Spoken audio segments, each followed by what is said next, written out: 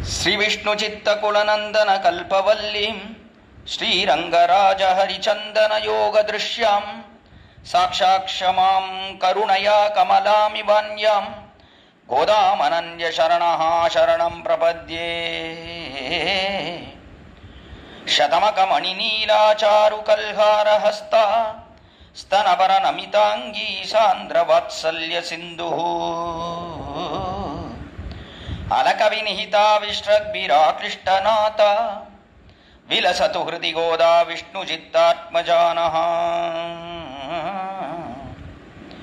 श्रीमत्यै विष्णुचित्तार्य मनोनन्दन Hathaway नन्दनन्दन सुन्दर्यै गोदायै नित्यमङ्गलम्।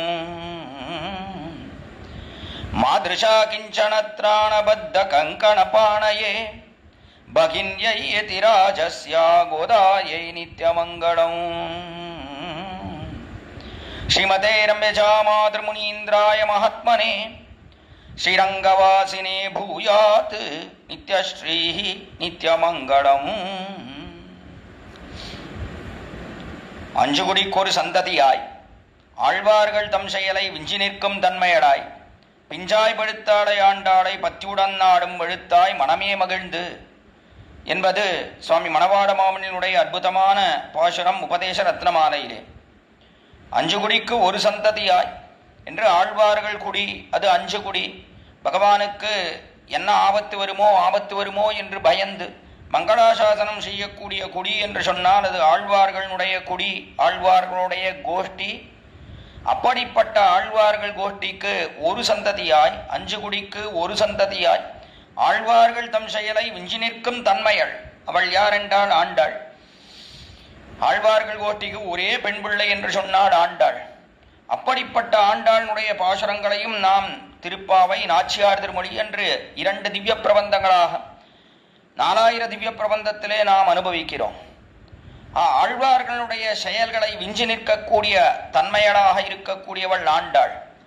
அப்படிப்பட்ட தன்மையைத்தான் நாம் அவளுடைய திருப்பாவையிலேயும் அதே போல நாச்சியார் திருமொழியிலேயும் பாசுரத்தின் மூலமாக நாம் அனுபவிக்கிறோம். அந்த தன்மை மற்ற ஒரு ஆழ்வாருக்கும் கிடையாது என்று சொல்லும்படியாக இருக்கிறது.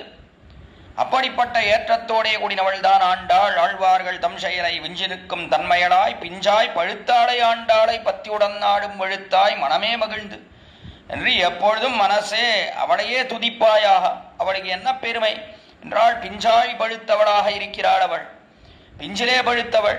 ஒரு 5 வயது பெண் பிள்ளையான ஆண்டாள் வேதாந்த விழுப்பொருளாக இருக்கக்கூடிய திருப்பாவை என்று சொல்லக்கூடிய அற்புதமான திவ்ய பிரபந்தத்தை நமக்காக அனுகிரகித்தாள் என்று சொன்னாள். எப்படிப்பட்ட ஏற்றத்தோடைய கூடினவள் ஆண்டாள், பிஞ்சிலே பழுத்தவளாக இருக்கக்கூடியவள். இவ்வளவு ஏற்றத்தோடைய கூடின ஆண்டாள் தான் 2 திவ்ய பிரபந்தங்கள் திருப்பாவை, அதே போல நாச்சியார் திருமொழி என்கிற 2 திவ்ய பிரபந்தங்களை அனுகிரகிக்கிறாள். இந்த திருப்பாவை, நாச்சியார் திருமொழி என்கிற 2 திவ்ய பிரபந்தங்களில் ஒன்று திருப்பாவை. அது எந்த விஷயமாக அவதரித்தது என்று விசாரித்தாள். உய்யக்கொண்டார் தம்முடைய தனியன்றே தெரிவித்தார். அரங்கற்கு பண்ணு திருப்பாவை பல்பதியம் நிசையாள் பாடிக் கொடுத்தால் நற்பாமாலை பூமாலை சூடிக் கொடுத்தாளை சொல்லு என்று அன்னவயல் புகவே ஆண்டாள் அரங்கற்கு பண்ணு திருப்பாவை பல்பதியம் என்று திருப்பாவையை அரங்கனுக்கு சமர்ப்பித்தாள் என்றும், அதற்கு மேலே அடித்த தனியன் சூடிக் கொடுத்த சுடற்கொடியே தொல்பாவை பாடியருளவல்ல பல்வளையாய் நாடினீர் வேங்கடவர்க்கு என்ன விதி என்ன இம்மாத்தம் நாங்கடவா வண்ணமே நல்கு என்கிற அடுத்த தனியனாலே சூடிக் கொடுத்த சுடற்கொடியான ஆண்டாள்.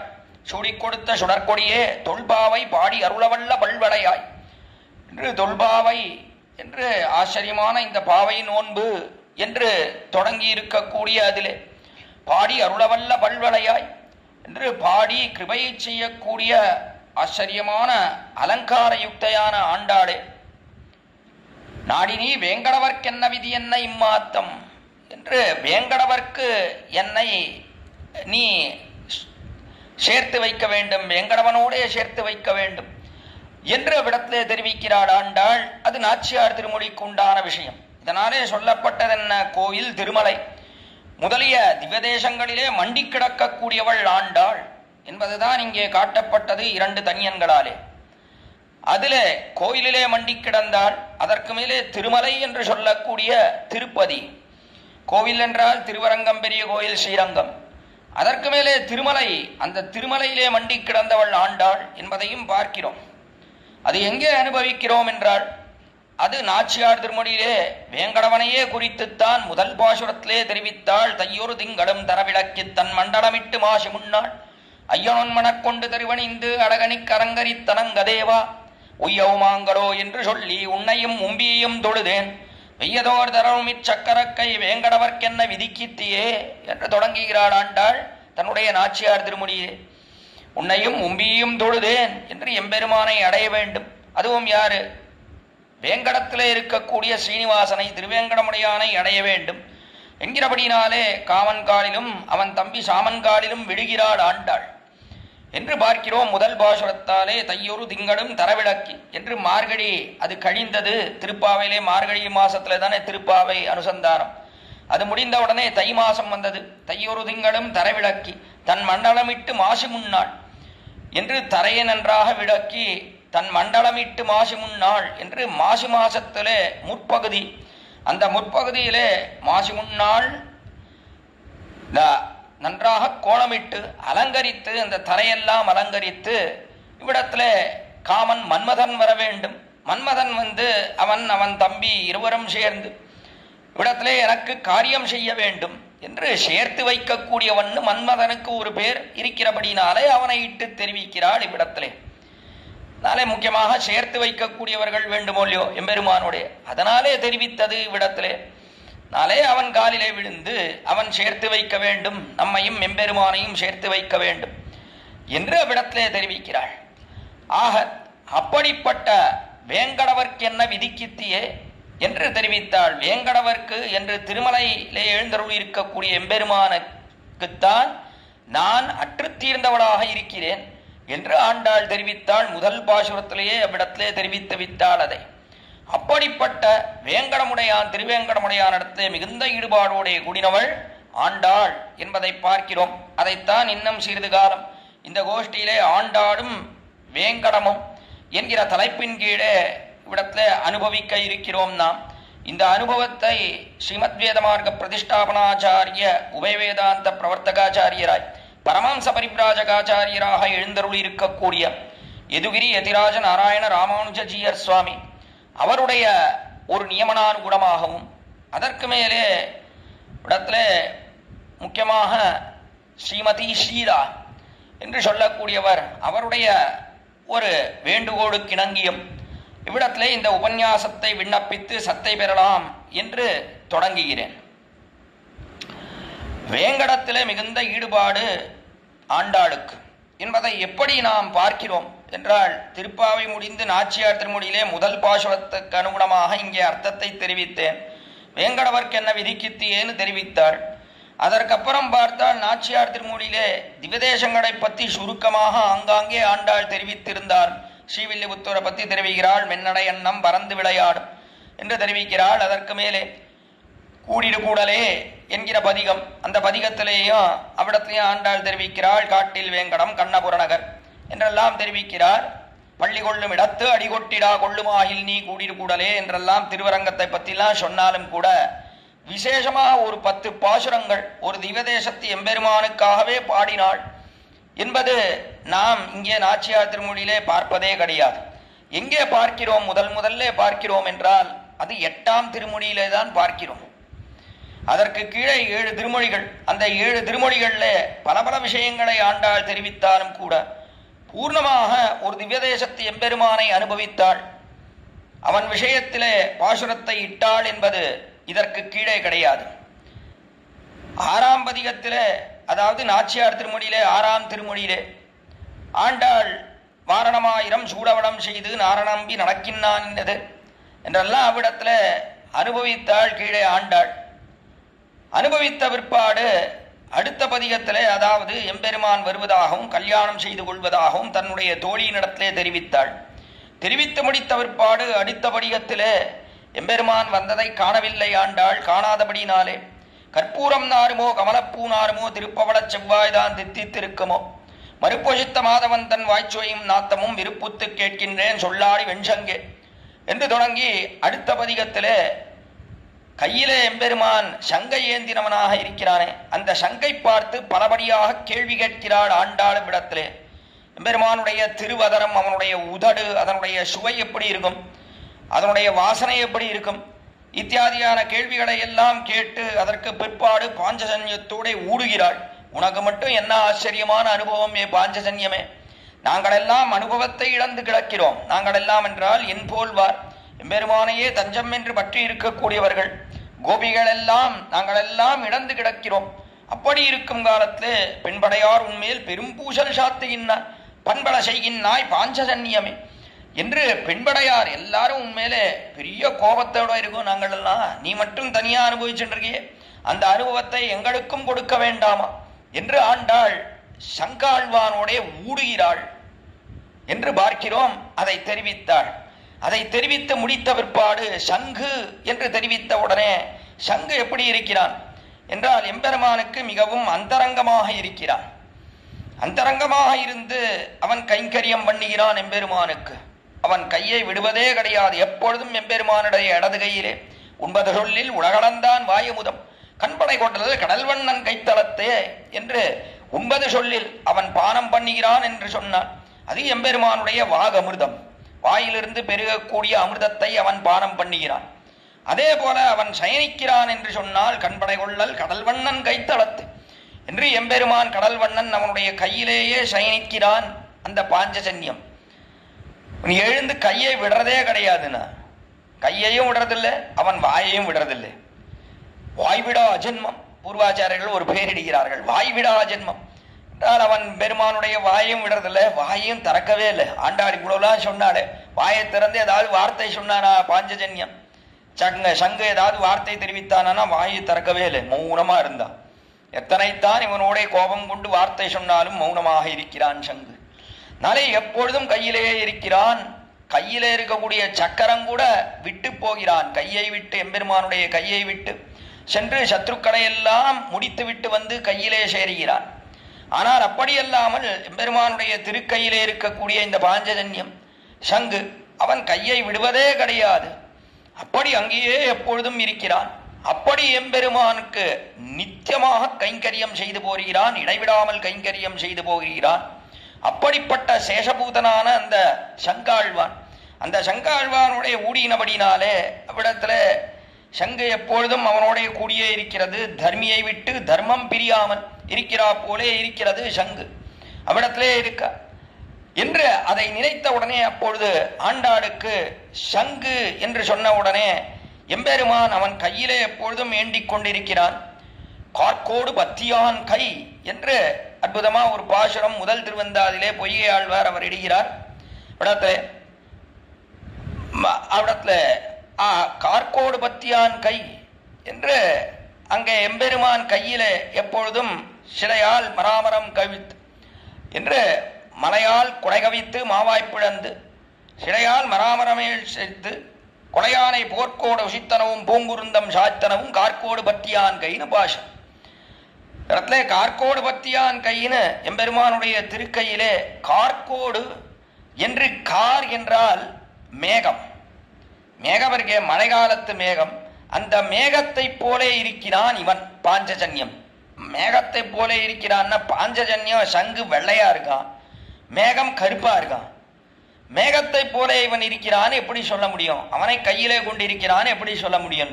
மேகம் சப்தம் பண்றதோ இல்லையோ, குடு குடு குடுன்னு சப்தம் பண்றது, அதே போலத்தான் இவனும் சங்கும் சப்தம் பண்ணுகிறான். நன்றாக எதிரிகளெல்லாம் மண்ணுண்ணும்படியாகவும் அடியார்களெல்லாம் வாழ்ந்து போகும்படியாகவும் சப்தம் பண்ணுகிறான் இந்த சங்கு.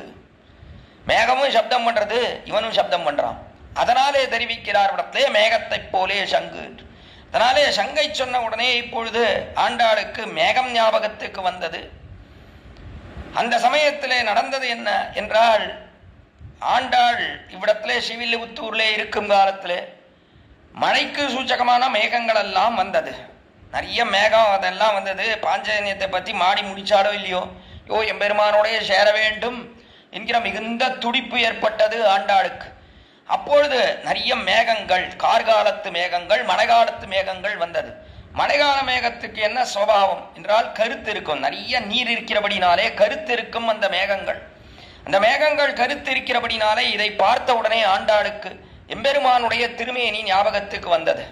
எம்பெருமானுடைய திருமேனியும் இந்த மேகத்தை போலே கருத்துத்தானே இருக்கிறது. மேகஷாமம் மகாபாகம் என்று கொண்டாடப்படுகிறான் சக்கரவர்த்தி திருமகன். மேகத்தை போலே அப்படி நிறம் படைத்தவனாக இருக்கிறான், கருத்த நீல நிறத்து அழகனாக இருக்கிறான் எம்பெருமான். அப்படி இருக்கிறபடினாலே அவன் ஞாபகத்துக்கு வந்தான் இப்பொழுது. அது மட்டுமல்லாமல் பாஞ்சஜன்யத்தை கீழே தெரிவித்தபடினாலே இந்த மேகங்கள் எல்லாம் மழைக்காலத்து மேகங்கள் குடுகுடு குடுன்னு சப்தம் பண்றது. இந்த சப்தமும் பாஞ்சஜன்யத்தை தெரிவித்தபடினாலே இப்படித்தானே அந்த சங்கு சப்தம் பண்ணுகிறான், அதே போல இந்த மேகங்களும் சப்தம் செய்கின்றன என்கிற அபிப்பிராயமும் ஆண்டாளுக்கு வந்தது. வந்தவுடனே ஆண்டாள் பார்த்தாள். சரி, இந்த மேகம் எங்கிருந்து வருகிறது என்று பார்த்தாள். எங்கிருந்து வருதுன்னு மேகத்தை பார்த்து கேட்டா அது பதில் சொல்லுமா? பதில் சொல்லாது. ஆண்டாளுக்கு தோணித்து இது திருமலையிலிருந்து தான் வருகிறது, இந்த மேகமானது திருமலையிலிருந்து இங்கே வந்திருக்கிறது, அதனாலே இந்த மேகத்தை கேட்போம், திருவேங்கடமுடையான் வருகிறானா, திருமலையிலிருந்து திருவேங்கடமுடையான் உங்களோட சேர்ந்து வந்தானா என்று கேட்போம் என்று பார்த்து அந்த மேகத்தை பார்த்து ஏதாவது கேட்டால் அது ஒன்றும் வாயை திறக்கவே இல்லை. சரி, பார்த்தாள் ஆண்டாள், இந்த மேகத்தையே நாம் தூது அனுப்புவோம். எப்படி அக்காலத்திலே சீதா விராட்டியானவள் வந்த ஹனுமான் அவன் தெரிவித்து வந்தான், ராமனுடைய தூதன் நான் என்று தெரிவித்து சீதா விராட்டி முன்னிலையிலே வந்து நின்றான் அசோகவனத்திலே. அப்படி வந்து சேர்ந்தானே அந்த ஹனுமான், அந்த ஹனுமானிடத்திலேயே தூது சொல்லி அனுப்பினாள் பிராட்டி அக்காலத்திலே. அதே போலத்தான் இவ்விடத்திலேயும் கூட பார்த்தாள் ஆண்டாளானவள். சரி, இந்த மேகன் அங்கிருந்து தான் வந்திருக்கு, திருமலையிலேருந்து வந்திருக்கு, அதனாலே கட்டாயம் திருமலைக்கு திரும்பி செல்லும் இந்த மேகங்கள், அதனாலே இந்த மேகங்களிடத்திலேயே நாம் தூது சொல்லி அனுப்புவோம். ஆண்டாள் என்ற ஒரு பெண் பிள்ளை ஸ்ரீவில்லிபுத்தூர்லே மிகவும் சமப்பட்டு கொண்டிருக்கிறாள், உமக்கு தெரியாதா திருவேங்கடமுடையானே என்று போய் மேகங்களே நீங்கள் சொல்ல வேண்டும், சொன்னால் எம்பெருமானம் நம் காரியம் செய்வன், அதற்காக காத்து கொண்டுதான் கிடக்கிறான் அவன், நம் காரியம் கட்டாயம் செய்வன் என்று நினைக்கிறாள் ஆண்டாள். அதனாலே மேகத்தை தூது அனுப்புகிறாள். அங்கே ஐந்திர வியாக்கரண பண்டிதனாக இருக்கக்கூடிய அனுமான், மிகுந்த ஞானியான அனுமான், அப்படிப்பட்ட அனுமானை அனுப்பினாள். ஆனால் இங்கே மேகத்தை தூது அனுப்புகிறாள் ஆண்டாள் என்று பார்க்கிறோம் இவ்விடத்திலே. அதற்கு மேலேயும் எம்பெருமான் அர்ச்சாவதாரத்திலே வார்த்தை சொல்ல மாட்டான் என்பதெல்லாம் இவ்விடத்திலே இவளுக்கு மனசிலே வரவே இல்லை. அவ்வளவு கலக்கம், எம்பெருமானுடைய எப்படியாவது சேர வேண்டும், அவன் ஏதாவது வார்த்தை சொல்லி அனுப்பினானா உங்களிடத்துல என்றெல்லாம் கேட்கிறாள் ஆண்டாள். அவன் போய் வார்த்தை சொல்ல போறானா? அதுவும் மேகமானது அது அச்சேதனம், ஞானமற்றது, ஜடபதார்த்தம். அது வந்து ஆண்டாளிடத்துல எம்பெருமான் இந்த வார்த்தையை சொன்னான்னு சொல்லத்தான் போகிறதா? எதுவுமே கிடையாது. ஆனால் இதெல்லாம் ஆராய்ந்து பார்க்கக்கூடிய நிலையிலே ஆண்டாள் இல்லை இப்பொழுது, கலக்கத்தின் காரணத்தாலே. இந்த கலக்கம் எதனாலே ஏற்பட்டது என்றால், இந்த கலக்கமானது அவனிடத்திலே உண்டான மிகுந்த காமம். காமம் இருக்கே, அந்த காமத்தின் காரணத்தாலே தான் இங்கே தூது அனுப்புகிறாள் ஆண்டாள் என்று பார்க்கிறோம். இவ்விடத்தே காமார்த்தாகி பிரகிருதி கிருபணா கிருபணா பிரகிருதி கிருபணா சேதனா சேதனேஷு என்று மேகதூதத்திலே இவ்விடத்திலே வாக்கியம். காமார்த்தாகி, காமத்தோடைய கூடினவர்கள் அல்லவா அவர்கள். எப்படி இருக்கா அப்படின்னா, ரொம்ப தைரிய தசையிலே அவர்கள். சேதனா சேதனேஷு என்று இது சேத்தனமா அச்சேதனமா? சேத்தனம்னா என்ன? ஞானத்தோடைய கூடின மனிதன் அர்த்தம். அச்சேதனம்னா ஞானமில்லாத ஒரு பொருள் அர்த்தம். இது சேத்தனமா அச்சேதனமா என்றெல்லாம் பாராமல் மிகுந்த காமத்தின் காரணத்தாலே சில காரியங்களை பண்ணுகிறார்கள், அதிப்பிரவൃத்திகளை பண்ணுகிறார்கள் சில பேர். அதற்கு காரணம் காமம். ஒருத்தனிடத்திலே காமம் அல்லது ஒருத்தினிடத்திலே காமம் என்று சொன்னால் லோகத்திலே அவர்கள் இப்படித்தான் செய்கிறார்கள். மேகத்தை தூது அனுப்புவது, பட்சிகளை தூது அனுப்புவது, இதெல்லாம் பண்ணுகிறார்கள் லோகத்திலே என்று பார்க்கிறோம். அதே போலத்தான் இங்கே ஆண்டாளும் கூட மேகத்தை தூது அனுப்பினாள் என்று தெரிவிக்கப்படுகிறது. அதுவும் திருவேங்கடமுடையான் விஷயத்தில் இப்படி தூது அனுப்பினாள்னு சொன்னா அப்பொழுது ஆண்டாளுக்கும் காமமா?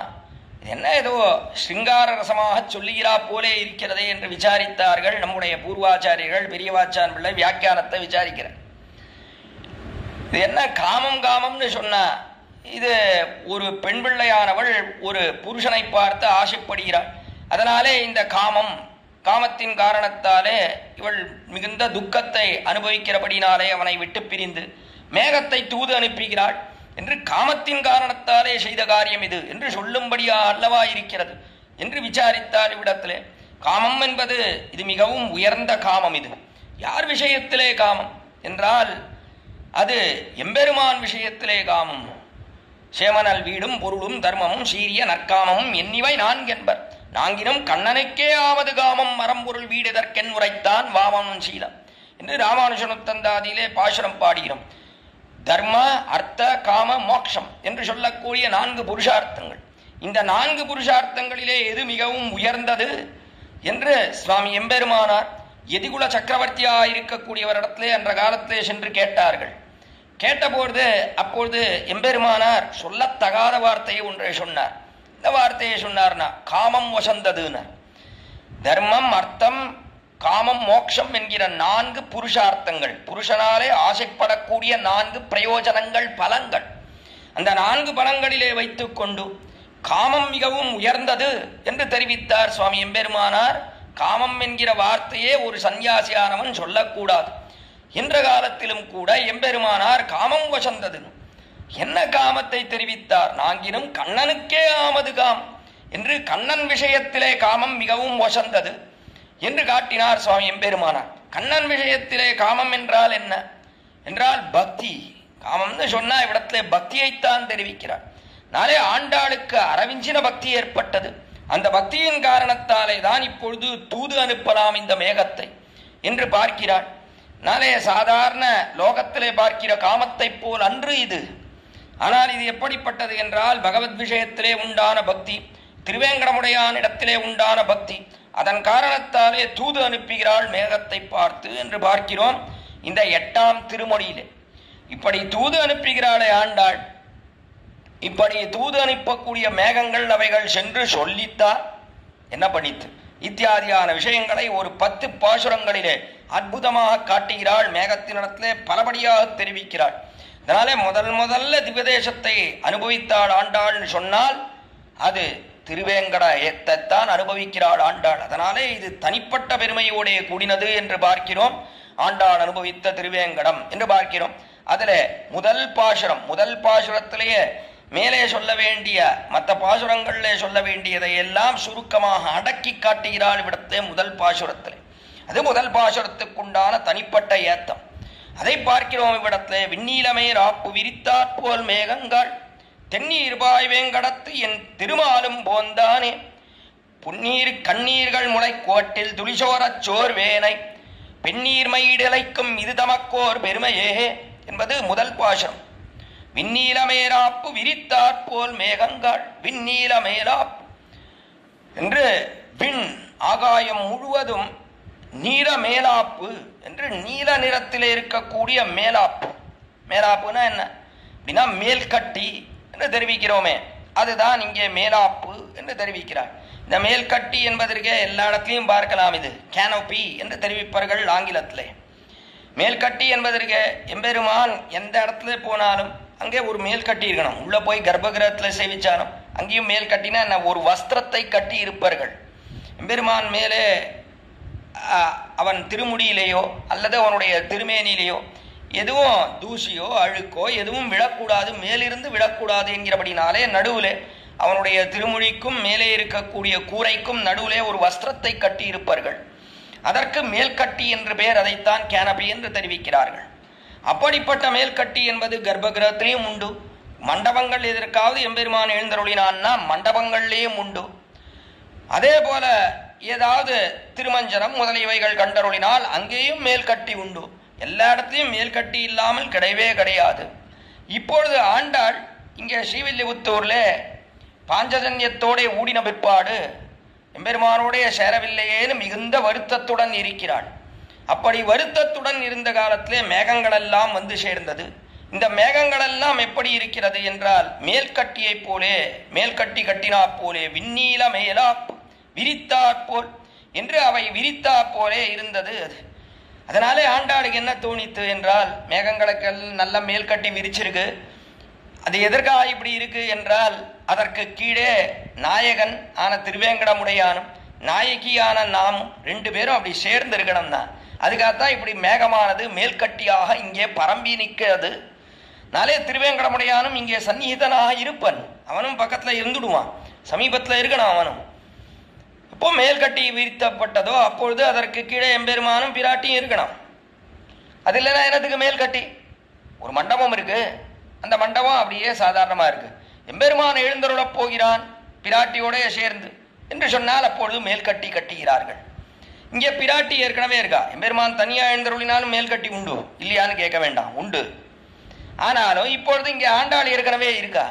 இருக்கிற இடத்துல ஒரு மேல்கட்டி கட்டி இருக்கிறது என்று சொன்னால் அப்பொழுது அங்கே எம்பெருமானும் பக்கத்துல வந்துடுவான் என்பதுதானே விஷயம். அதனாலே அவன் கட்டாயம் இங்கே சந்நிகிதனாக இருப்பான். நானும் அவனும் சேர்ந்து அனுபவத்தை செய்ய வேண்டும் என்கிறபடினாலே முதலிலேயே இந்த மேகங்களானது மேல்கட்டியாக இங்கே வந்து படிந்து நிற்கின்றன என்று நினைக்கிறாள் ஆண்டாள். விண்ணீல மேலாப்பு விரித்தாற் போல். அது நன்னா நீல நிறத்துல இருக்கு, ரொம்ப அழகா இருக்குண்ண. ஆகாசம் முழுவதும் இருக்கு, எவ்வளோ பெருசா இருக்கு, எல்லா இடத்துலையும் படர்ந்து இருக்கிறது அந்த மேகமானது. அதனாலே அது ரொம்ப பரமபோக்கியமாக இருக்கிறது இவ்விடத்துல என்று நினைக்கிறாள் ஆண்டாள். விண்ணீல மேலாப்பு விரித்தாற் போல் மேகங்காள் என்று தெரிவிக்கிறார் இவ்விடத்துல. மேகங்காள் அதை தெரிவிப்பது எதனாலே இப்படி மேகங்காள்னு தெரிவிக்கிறாள் இவ்விடத்துல? என்ன ஆச்சரியம்னா, எம்பெருமான் இப்படி சிருஷ்டித்ததே தனக்காக நினைக்கிறாள் ஆண்டாள்.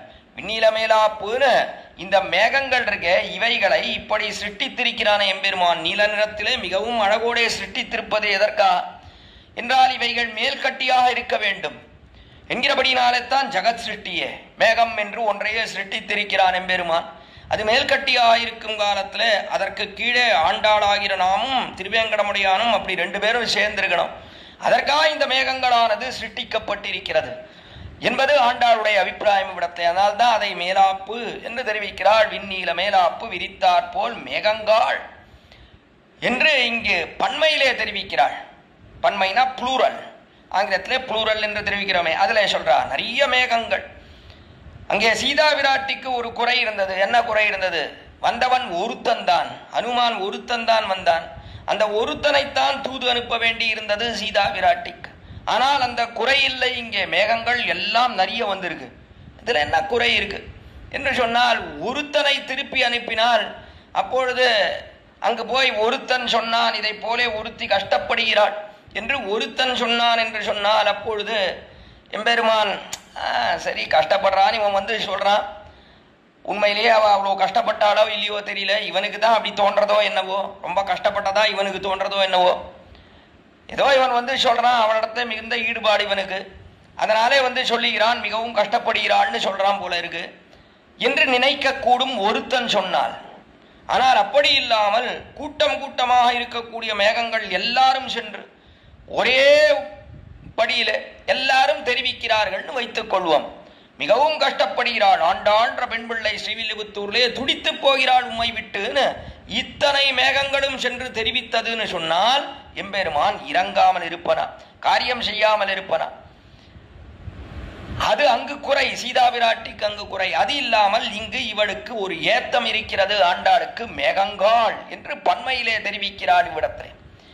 அதே சமயத்தில் இன்னொரு ஏத்தம் என்ன என்றால், அங்கே ஹனுமான் அவனே வருத்தப்படுகிறான் அக்காலத்திலே, ஐயோ இப்படி நாம் ஒருத்தர் மட்டும் வந்து இங்கே ராமனிடத்திலே சீதா விராட்டியை பற்றி தெரிவிக்க வேண்டியதாக இருக்கிறது விடத்திலே என்று அவன் வருத்தப்பட்டான் அக்காலத்திலே. யாம் கபீனாம் சஹஸ்ராணி என்று நாங்கள் குரங்குகள் ஆயிரக்கணக்கான பேர் இருக்கிறோம், அதற்கு மேலே சுவான் யயுதானிச்சா என்று ஆயிரக்கணக்கிலே இருக்கிறோம். நிறைய குரங்கள் கூட்டத்துக்கு குறைவே கிடையாது. 700 வெள்ளம் வானர வீரர்கள் எல்லாம் இருக்கிறோம். திக்ஷு சர்வாசு மார்க்கந்தே என்று எல்லா மார்க்கங்களிலேயும் அநேக குரங்குகள் சீதா பிராட்டியை தேடிச் சென்றார்கள். அப்படி சென்றதிலே சேயமாசாதி தா மயா என்று ஒருத்தனாயிர நான் ஒருத்தன் தான் பார்த்தேன், சீதா பிராட்டியை பார்த்தது நான் ஒருத்தன் தானே, இந்த சௌபாகியம் எனக்கு மட்டும்தான் கிடைத்தது, மற்ற பேருக்கு கிடைக்கவில்லையே, இந்த குரங்கள் மற்ற குரங்களுக்கு அந்த சௌபாகியம் கிடைக்கவில்லையே என்று அவன் வருத்தப்பட்டான், அனுமான் வருத்தப்பட்டான். அதை போல இங்கே வருந்த வேண்டியது என்பது எதுவுமே கிடையாது. என்ன மேகங்கள் எல்லாம் சேர்ந்து பார்க்கிறது, ஆண்டாருடைய துன்பத்தை துயரத்தை துக்கத்தை எல்லா மேகங்களும் சேர்ந்து பார்க்கின்றன. சேர்ந்து பார்க்கிறபடினாலே இவ்விடத்திலே அந்த வருத்தம் மேகத்துக்கு கிடையாது, அனுமானுக்கு அந்த வருத்தம் இருந்தது. நான் ஒருத்தன் தானே சீதா பிராட்டியை பார்த்தேன் என்கிற வருத்தம் அனுமானுக்கு இருந்தது என்று அவ்விடத்திலே பார்க்கிறோம். ஆக இப்படி இந்த மேகங்களானவை இவைகளை பார்த்த உடனே ஆண்டாள் மேகங்காள் என்று அழைக்கிறாள். இவைகளை நீலமேலாப்பு விரித்தாற்போல் மேகங்காள் என்று இவ்விடத்திலே தெரிவித்து, மேகங்காள் என்று சொன்னால் என்னைக்குமே அந்த காலத்தில் ராஜாக்கள் எல்லாம் வந்தார்கள் என்று சொன்னால் அப்பொழுது அங்கே மேகர் என்று சொல்லக்கூடியவர்கள் அவர்களெல்லாம் ஜலத்தை தெரித்து கொண்டே வருவார்கள். ராஜா வருவதற்கு முன்பாக ஜலத்தை தெரித்து கொண்டே அந்த பாதையெல்லாம் சுத்தமாக ஆக்கணும் அவன் வரக்கூடிய இடத்தை என்று ஜலத்தை தெரித்து கொண்டு வருவார்கள் மேகர் என்று சொல்லக்கூடியவர்கள். அதே போலத்தான் இங்க மேகங்கள் இவைகளும் என்ன பண்றது அப்படின்னா ஜலத்தை தெளிப்பதற்காக வந்திருக்கு. அப்போ என்ன ஏற்படும்? ராஜா கூடயே வருவன் என்பது சித்தமாக இருக்கும். அது மட்டும் இல்லாமல் அந்த மேகர்னு சொல்லக்கூடியவர்கள் அவர்கள் ஜலத்தை தெளிக்கிறபடினாலே, ராஜாவுடன் ஜலக்கிரீடை பண்ணுகிறபடினாலே அவர்கள் நிறைய ஜலத்தோட கூடியிருப்பார்கள். அதாவது என்ன, அவர்கள் உடம்பிலே எல்லாம் ஜலம் இருக்கும். அதே போலத்தான் இந்த மேகத்துக்குள்ளேயும் ஜலம் இருக்கிறது. இதுவும் எம்பெருமானுடைய ஜலக்கிரீடை செய்து வந்திருக்கிறது என்பது அபிப்பிராயம் ஆண்டாளுக்கு. அதனாலேயும் இவ்விடத்திலே இந்த மேகத்தை மேகங்காள் அப்படின்னா என்ன அர்த்தம்? நீல மேலாப்பு விரித்தாற்போல் மேகங்காள் என்றால் நீரோடே கூடின மேகங்களே என்ற அர்த்தம். இது மழை காலத்து மேகங்கள். மற்ற காலத்து மேகம்னா அது வெளுத்து போயிருக்கும், அதுல நீர் பசையே இருக்காது. மழை காலத்துல இருக்கிற மேகங்கள்னா உள்ளுக்குள்ளே நீர் இருக்கும். அப்படி நீரோடே கூடின மேகங்காள் என்று அவைகளை அழைக்கிறார். இவ்விடத்திலே தென்னீர்பாய் வேங்கடத்து என் திருமாலும் போந்தானே என்று தென்னீர்பாய் வேங்கடம் என்று தெளிந்த நீர் அருவிகள், நிறைய அருவிகள் வீழ்கிறது இவ்விடத்திலே. வாட்டர் ஃபால்ஸ்னு சொல்றோமே ஆங்கிலத்திலே, அவைகள் நிறைய வீழ்கிறது திருமலையிலே. தென்னீர்பாய் என்று நீரானது பாய்கிறது. அது எப்படி இருக்குன்னா தென்னீர் என்று தெளிந்த நீராக இருக்கிறது. அவைகள் எல்லாம் திருமலையில இருக்கக்கூடியதெல்லாம் தெளிந்த நீரா இருக்கு. ஆனா இங்க இருக்கிறது எப்படி இருக்குன்னா இங்கே ஒரே கலக்கம் தான். இங்க இருக்கக்கூடியது தென்னீர்பாய் வேங்கடத்து என்று இங்க இருக்கக்கூடிய நீர் இருக்கு எல்லாம் கலங்கி கிடக்கிறது இவ்விடத்துல. ஏன் காரணம் என்ன என்றால் நான் எம்பெருமானுடன் சேரவில்லை என்கிறபடினாலே இங்கு இருக்கக்கூடியதெல்லாம் தெளிவில்லாமல் கலக்கத்தோடே மிகுந்த உஷ்டத்தோடே கூடியிருக்கிறது. எப்படி சக்கரவர்த்தி திருமனை பிரிந்த காலத்திலே நாட்டிலே இருக்கக்கூடிய எல்லா நதிகளும் கொதித்தனவோ அதே போலத்தான் இங்கே கலங்கி போயிற்று, கொதித்தது. உபதப்தோ தகானத்யா பல்வராணி சராம்சிஜா என்று தெரிவிக்கிறான். அக்காலத்திலே சுமந்திரன் ராமனை காட்டிலே விட்டான், திரும்பி வரான். திரும்பி வந்த உடனே தசரதன் கேட்கிறான், ராஜ்யத்திலே என்ன செய்தி சுமந்திரா என்று கேட்டான். அப்பொழுது தெரிவித்தான் சுமந்திரன், விஷயேதே மகாராஜ ராமபேசன கர்ஷிதா அபிவிருக்ஷா பரிம்லானாச புஷ்பாங்குர கோரகா உபதத்தோதகா நத்யா பல்வராணி சராம்சிச்சா பரிசுஷ்க பலாசானி வனானி உபவனானிச்ச என்பது அங்கே அற்புதமான ஸ்லோகம். சுமந்திரன் தெரிவிக்கிறான். எப்படி இருக்கு? எல்லாம் வாட்டத்தை அடைந்தது. விஷயேதே மகாராஜ ராம வியசனகர்ஷிதா, ராமனை விட்டு பிரிந்தபடினாலே மிகுந்த துக்கம், எல்லாம் வாட்டத்தை அடைந்தது. விருட்சம் மரங்கள் கழுத்தே கட்டளையாக நீர் நிரம்பின மரங்கள் கூட வாடிவிட்டன என்று தெரிவித்தான் சுமந்திரன். அதற்கு மேலும் தெரிவித்தான், உபதப்தோதகா நத்யா, ரொம்ப வாட்டம், ரொம்ப உஷ்ணம், எனக்கும் உடம்பெல்லாம் கொதிச்சுது.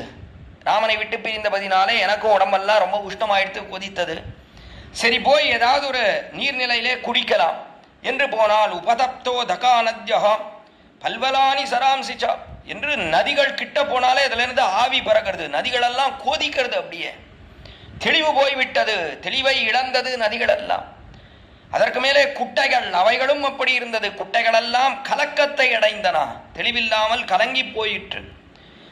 அதற்கு மேலே இருக்கக்கூடிய பெரிய பெரிய ஏரிகள், அதுவும் அப்படியே இருந்தது. உபதப்தோதகா நத்யா பல்வலானி சராம்சிச்சா பரிசுஷ்க பலாசானி என்று இடத்துல படாசங்கள் என்று சொல்லக்கூடிய அங்கே நீர்நிலையில இருக்கக்கூடிய எல்லா தண்டுகள் அவைகளெல்லாம் வாட்டத்தை அடைந்தது, அதெல்லாம் வாடிப்போய்விட்டது.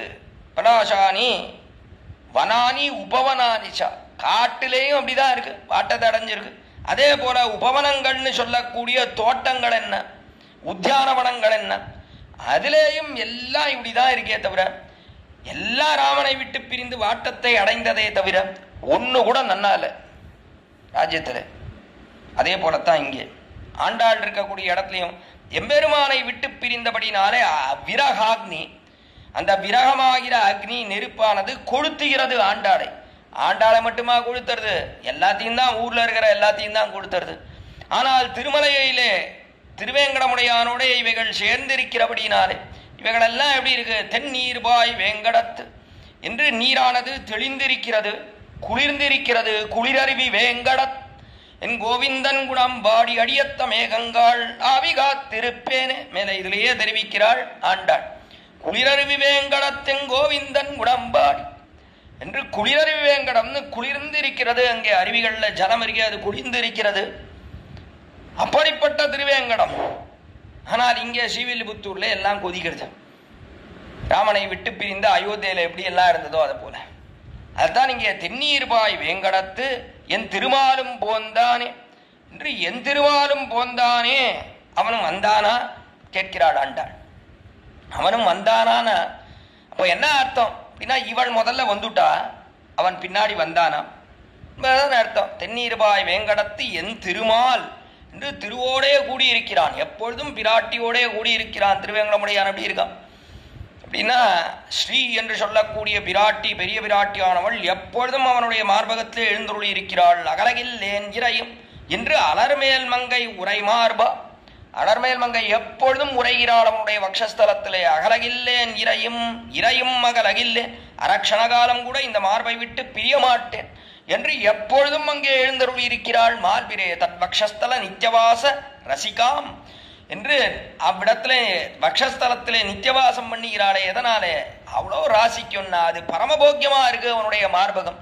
அதனாலே எப்பொழுதும் அங்கேயே எழுந்தருளி இருக்கிறாள் பெரிய பிராட்டியாரானவள், அலர்மேல் மங்கையானவள். அப்படிப்பட்ட அந்த திருமாலும் போந்தானே, அவன் வந்தானா என்று கேட்கிறாள். வந்தானா என்பதற்கு என்ன அபிப்பிராயம்? திருமாலும் போந்தானேன்னு என்ன அர்த்தம் அப்படின்னா, அவ்வளவு பிரீதி அவளிடத்துல, எப்பொழுதும் அவளை மார்பிலே வைத்துக் கொண்டே இருக்கிறான். அவ்வளவு பிரீதியோடே கூடினவள். அந்த திருவேங்கடமுடையான் என் விஷயத்திலே பிரீதி காட்டாமல் இருப்பனா? கட்டாயம் காட்டுவன். அவள் விஷயத்திலே அவ்வளவு பிரீதி இருக்குன்னா என் விஷயத்திலே பிரீதி இருக்காதா? அதனாலே கட்டாயம் காட்டுவன். அவன் கட்டாயம் வந்திருப்பன். வந்தானா? போந்தானே, இவ்விடத்திற்கு வந்தானா என்று இங்கே கேள்வி கேட்கிறாள். இவ்விடத்துல அந்த எம்பெருமான் வந்தானா என்று கேள்வி கேட்டா. கேள்வி கேட்டா திருமாலும் போந்தானே என்று இங்கே கேள்வி கேட்கிறாள். மேகங்கள் வாய் திறந்து ஒன்னும் வார்த்தையே சொல்லவில்லை இவ்விடத்திலே. அப்படி அவனும் போந்தானே என்றால் என்ன அபிப்பிராயம் என்றால், சீதா விராட்டி தெரிவித்தால் ராமனிடத்திலே அக்ரதஸ்தே கமிஷ்யாமி மிருத்னந்தி குஷகண்டகன் என்று, நான் முதல்ல காட்டுக்கு போறேன், நீ பின்னாடியே வானா. என்ன அநியாயம்! ராமன் தான் காட்டுக்கு போனோம்னு அவ்விடத்துல கைகேயை வரம் கேட்டிருக்கா. ராமன் தான் முதல்ல போறான். ஆனால் பின்னாடி சீதா விராட்டி வருகிறேன் என்று தெரிவிக்க வேண்டி இருக்க, நான் முதல்ல செல்கிறேன் என்று தெரிவித்தால் அவ்விடத்துல ராமனை பார்த்து அக்ரதஸ்தே கமிஷ்யாமி, முதல்ல நான் போகிறேன், அங்கு போய் மிருத்னந்தி குஷகண்டகான் என்று நடக்கப் போகிறேன். நான் எதிர்மேலே குஷகண்டகான், குஷம் தர்பைகள், அதற்கு மேலே முட்செடிகள், அதன் மேலே எல்லாம் நடந்து அதெல்லாம் மிருதுவாக ஆகும்படியாக நான் செய்து விடுகிறேன். பிற்பாடு நீ என் பின்னாடி வா என்று தெரிவித்தாள் சீதா பிராட்டி. ஆனா இப்படி எங்கேயாவது காட்டில நடந்தாளானா ஒரு இடத்துலயும் இல்லை. அக்ரத பிரயோ ராமஹா சீதா மத்தியே சுமத்தியமா பிருஷ்டதஸ்து தனுஷ்பாணிஹி லக்ஷ்மணோனு ஜகாமஹா என்றுதான் பார்க்கிறோம். முதல்ல ராமன் நடந்தான், நடுவுல சீதா பிராட்டி நடக்கிறாள், பின்னாடி லக்ஷ்மணன் வில்லும் கையுமாக நடந்தான் என்று பார்க்கிறோம். நடுவுல தான் பிராட்டி நடந்தாலே தவிர எங்கேயாவது முன்னாடி நடந்தாளா? சொன்னாலே செய்தாளா? நான் ஒரு இடத்தையாவது செய்தாளா? நான் முதல்ல போறேன், நீ பின்னாடி வாரும்னு சொன்னாலே காட்டுக்கு, எங்கேயாவது செய்தாளா அப்படின்னா அப்படிதான் ஏதோ வார்த்தைக்காக சொன்னா அப்படின்னா இல்லை இல்லை, உண்மையிலேயே செய்தாள்.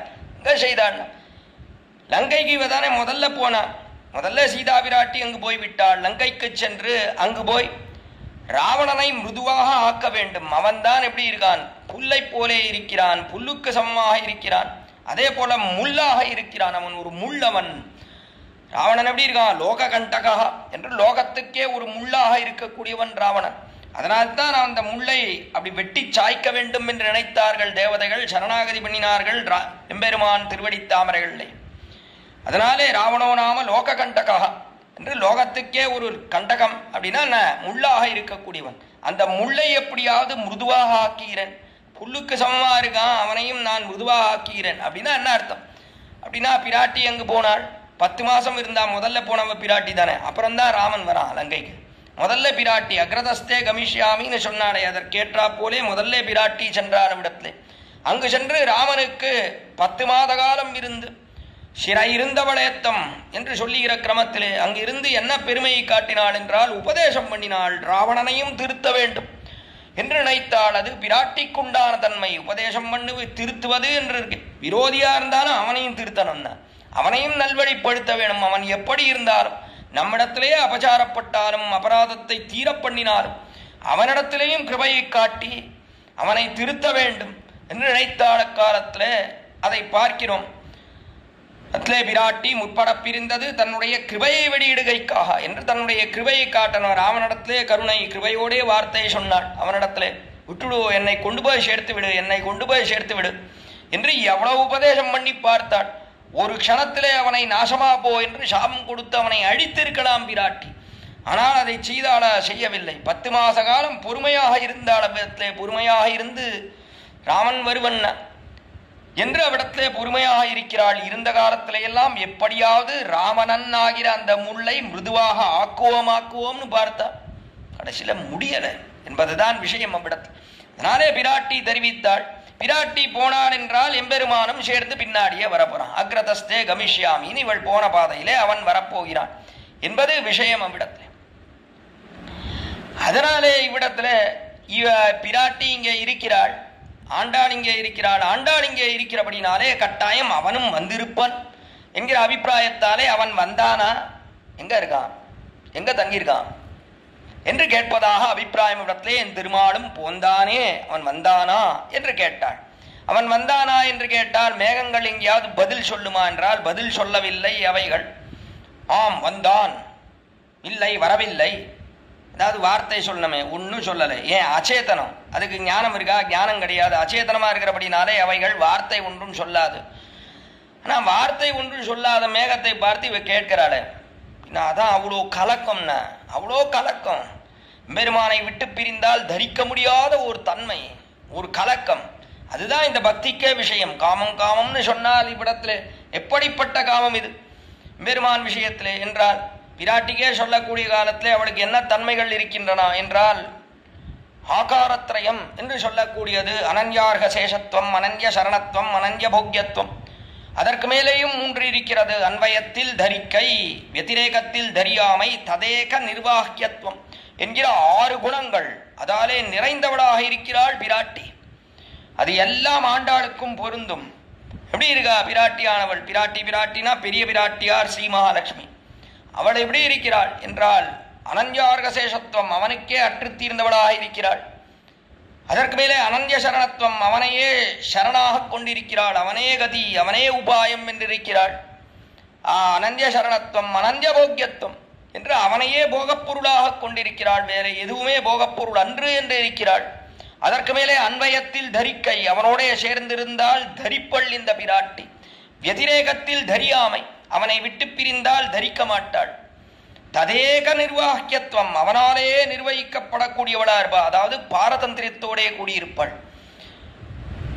அவனே நிர்வகிக்க வேண்டும் இவளுடைய சகலவிதமான காரியங்களையும் என்று இருக்கக்கூடியவள் தான் பிராட்டி. அப்படிப்பட்ட அந்த பிராட்டி, அந்த நிலைதான் இங்கு ஆண்டாளுடைய நிலையும் கூட. அதனாலே அவனாலே நிர்வகிக்கப்படக்கூடிய வஸ்து. அது மட்டுமல்லாமல் அவனோட சேர்ந்திருந்தால் தரித்திருப்பள், அவனை விட்டு பிரிந்தால் தரிக்க மாட்டாள் இவள். தரிக்காதபடினாலே என்ன ஏற்படுறதுனா இந்த கலக்கம் ஏற்படுறது. ஐயோ, இந்த மேகத்தை பார்த்து வார்த்தை சொல்லுகிறோமே, திருமாலும் போந்தானே அவன் வந்து சேர்ந்தானான்னு கேட்கிறோமே, மேகம் என்ன வாய் திறந்து வார்த்தையா சொல்ல போறது? இதுக்கெல்லாம் காரணம் என்ன? கலக்கம் காரணம். இந்த கலக்கம் எதனாலே வந்தது? தரியாமையாலே, அவனை விட்டு பிரிந்து தரிக்க முடியாத ஒரு தன்மையாலே வந்த கலக்கம் இது. அந்த கலக்கத்தின் காரணத்தாலே ஆண்டாள் அவன் வந்தானா என்று கேட்கிறாள் மேகத்தை பார்த்து. அங்கு சீதா விராட்டிக்கு ஒரு சௌபாகியம் என்னன்னா, வந்தவன் அவன் யார்? ஹனுமான். ஐந்திர வியாக்கரண பண்டிதன், நன்றாக வாசித்தவனாக இருக்கக்கூடியவன். அப்படிப்பட்ட ஹனுமான் வந்தான். எல்லாம் வாசிச்சிருக்கான், அவன் எல்லாம் அதிகரித்தவனாக இருக்கிறான். ராமனே கொண்டாடுகிறான். நான் ரிக்வேத வினீதஸ்ய நான் யஜுர்வேத தாரிணம் இத்தியாதி ஸ்லோகத்தாலே அவனுக்கு ரிக்வேதம், யஜுர்வேதம், சாமவேதம், அதர்வண வேதம் அதற்கு மேலே சகல வியாகரணங்கள் இவைகளெல்லாம் கைவந்த கலையாக இருக்கிறது ஹனுமானுக்கு என்று அவனுடைய பேச்சை கேட்டானோ இல்லையோ ராமன் கொண்டாடினான். இல்லையே இப்படி பேச முடியாது, இப்படி நடந்து கொள்ள முடியாது என்றெல்லாம் ராமன் தெரிவித்தான். அப்படிப்பட்ட ஹனுமான் தான் ராமனிடத்திலிருந்து தூதுவனாக வந்திருக்கிறான் சீதா பிராட்டியினிடத்திலே. இவனிடத்திலே தூது சொன்னால், இவனிடத்திலே கேட்டால் இவன் எல்லாம் தெரிவிப்பன்.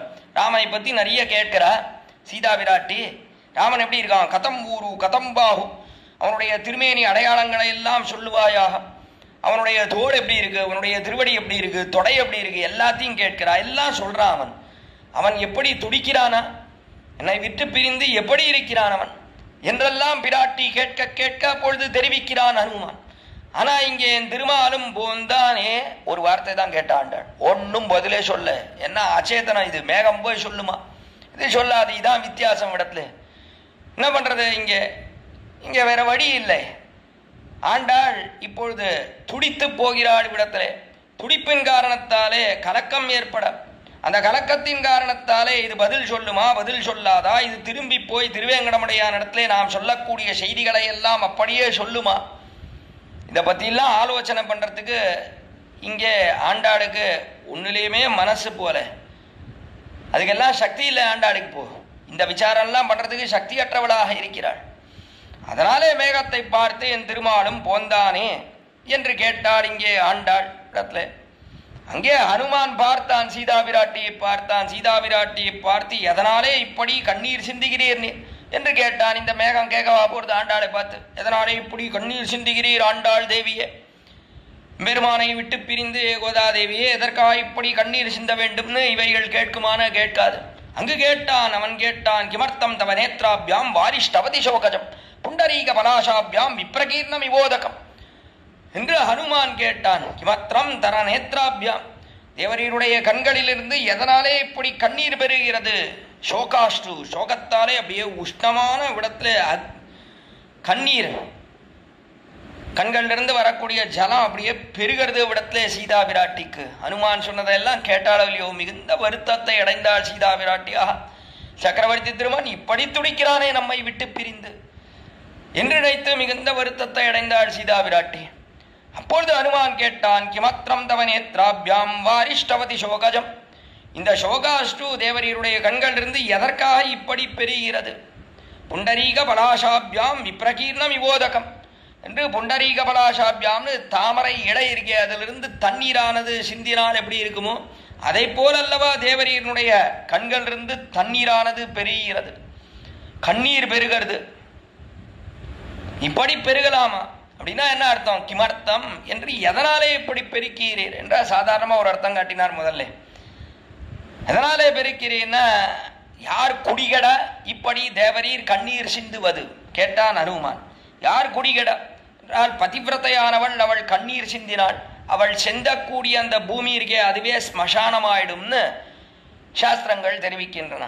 அதே போலத்தான் இவ்விடத்துல இவள் சிந்தினாள், கண்ணீர் சிந்தினாள், அதனாலே லங்கையே அழிந்து போயிற்று என்று பார்க்கிறோம். அதனாலே ஹனுமான் கேட்டான், எதற்காக இப்படி ஒருத்தன் குடியை கெடுக்கும்படியாக கண்ணீர் சிந்த வேண்டும் தேவரீர், வேண்டாம் நான் கண்ணீர் சிந்தாதே என்று தெரிவித்தான். அது மட்டும் அன்று இன்னொரு ஆச்சரியமான அர்த்தம், விசேஷமான அர்த்தத்தை காட்டுகிறார் பெரியவாச்சான் பிள்ளை. கிமர்த்தம் என்கிறபடினாலே, கிமர்த்தத்துக்கு என்ன அர்த்தம், எதனாலே என்ற அர்த்தம். எதனாலே, யாருக்காக இப்படி கண்ணீர் சிந்தரே, யார் பொருட்டு இப்படி கண்ணீர் சிந்தரீர், சிந்தி பிரயோஜனம் இல்லைனா, நீர் கண்ணீர் சிந்ததை பார்க்க வேண்டியவன் இங்கு இல்லையே, இங்க யார் இருக்கா பார்க்கறதுக்கு, நீர் எத்தனை எழுதாலும் இந்த ராட்சசிகளும் அதற்கு மேலே இங்கே அசோகவனத்தில் இருக்கக்கூடிய மரங்களும் ராவணனும் பார்ப்பதா பிரயோஜனம். தேவரீர் கண்ணீர் சிந்தினால் யார் பார்க்க வேண்டும், ராமன் பார்க்க வேண்டும், அவன் அல்லவா பார்க்க வேண்டும். பிராட்டி அவனை விட்டு பிரிந்து எத்தனை துடிக்கிறாள் என்று அவன் அல்லவா பார்க்க வேண்டும்.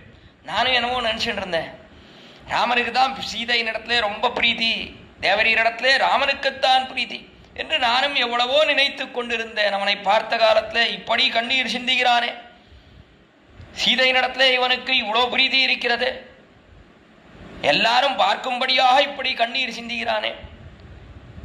சக்கரவர்த்தி திருமான் வாலியை கொன்றான். 4 மாதங்கள் மழைக்காலம் வந்தது.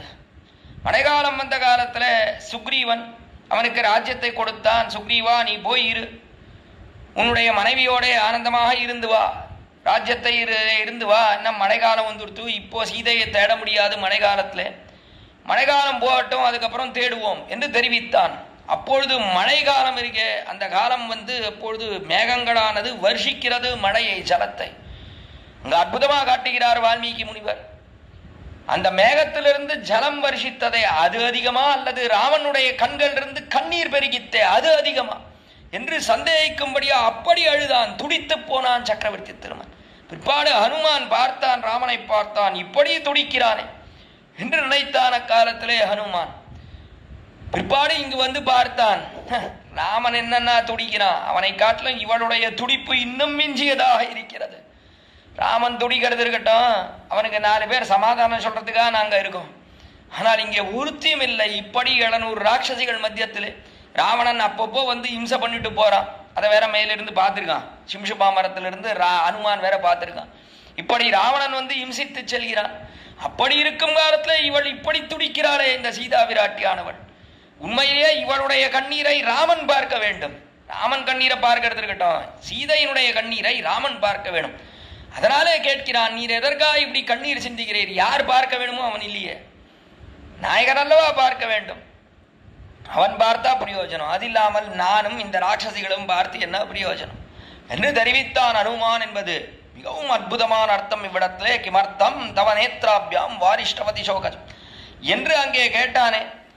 ஆக இப்படி காலத்திலே ஹனுமான் தெரிவித்தானே, அதே போலத்தான் இங்கேயும் இவ்விடத்துல சீதா விராட்டியை பார்த்து இங்கே தெரிவிக்கக்கூடியவர்கள் யாராவது உண்டா? யாரும் கிடையாது. எதுக்காக இப்படி நீர் கண்ணீர் சிந்தரீர் பிராட்டிய? இதை திருவேங்கடமுடையான் அல்லவா பார்க்க வேண்டும். கோதையே ஆண்டாளே, நீ இப்படி கண்ணீர் விட்டு என்ன பிரயோஜனம்?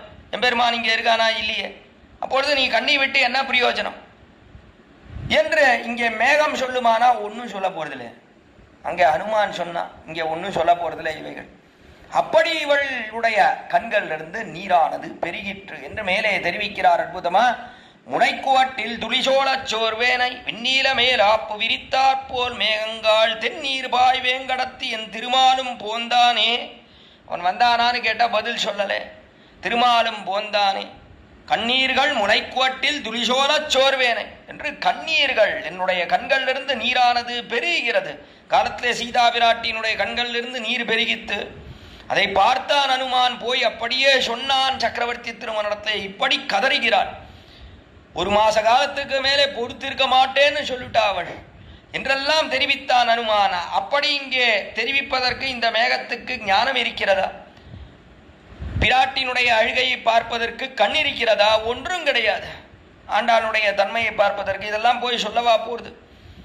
சொல்லாத காலத்திலே ஆண்டாள் அழுகிறாள் என்று சொன்னால் அதான் வாசி. பிராட்டிக்கும் ஆண்டாளுக்கும் அதான் வித்தியாசம். தெளிவு அடியோடு போய்விட்டது விடத்திலே ஆண்டாளுக்கு என்று பார்க்கிறோம். அப்படி இருக்கக்கூடிய ஆண்டாள் மேலே தெரிவித்தாள், முளைக்குவட்டில் கண்ணீர்கள் முளைக்குவட்டில் துளிசோரச் சோர்வேனை என்று கண்ணீர்கள் இருக்கே முளைக்குவட்டில் என்று தெரிவிக்கிறார். முளைக்குவட்டுன்னு அந்த முளையினுடைய உச்சி, மார்பகத்தினுடைய உச்சியிலே அந்த கண்ணீரானது சிந்துகிறது. எதை போலேன திருமலையிலே மேகங்களானது நிறைய மழையை வருஷிக்கிறது. அந்த வருஷிக்கக்கூடிய மழை அது அருவியாக அப்படியே பெருகிறது. அருவியாக பெருகி எல்லாம் எங்கே மேலே சின்ன சின்ன குன்றுகள் இருக்கு, அந்த குன்றுகளுடைய உச்சியிலே பட்டு சிதறுகிறது அவ்விடத்திலே. அதே போலத்தான் இவ்விடத்திலே பிராட்டியினுடைய கண்கள் இருந்து அப்படியே சோகாஷ்டு அருவிகளைப் போலே பெருகிறது. கண்ணீர்கள் முளைக்குவட்டில் என்று கண்களிலிருந்து நீரானது நிறைய வருஷிக்கிறது. அப்படியே திருமலையில் அருவிகளைப் போலே வருஷிக்கிறது. இங்கே கண்ணீர்கள் முளைக்குவட்டில் அது என்ன அப்படின்னா சிகரம் அப்படின்னா சின்ன சின்ன குன்றுகள் மலைகள், அந்த மலையின் உச்சியிலே விழுந்து சிதறுகிறது திருமலையில.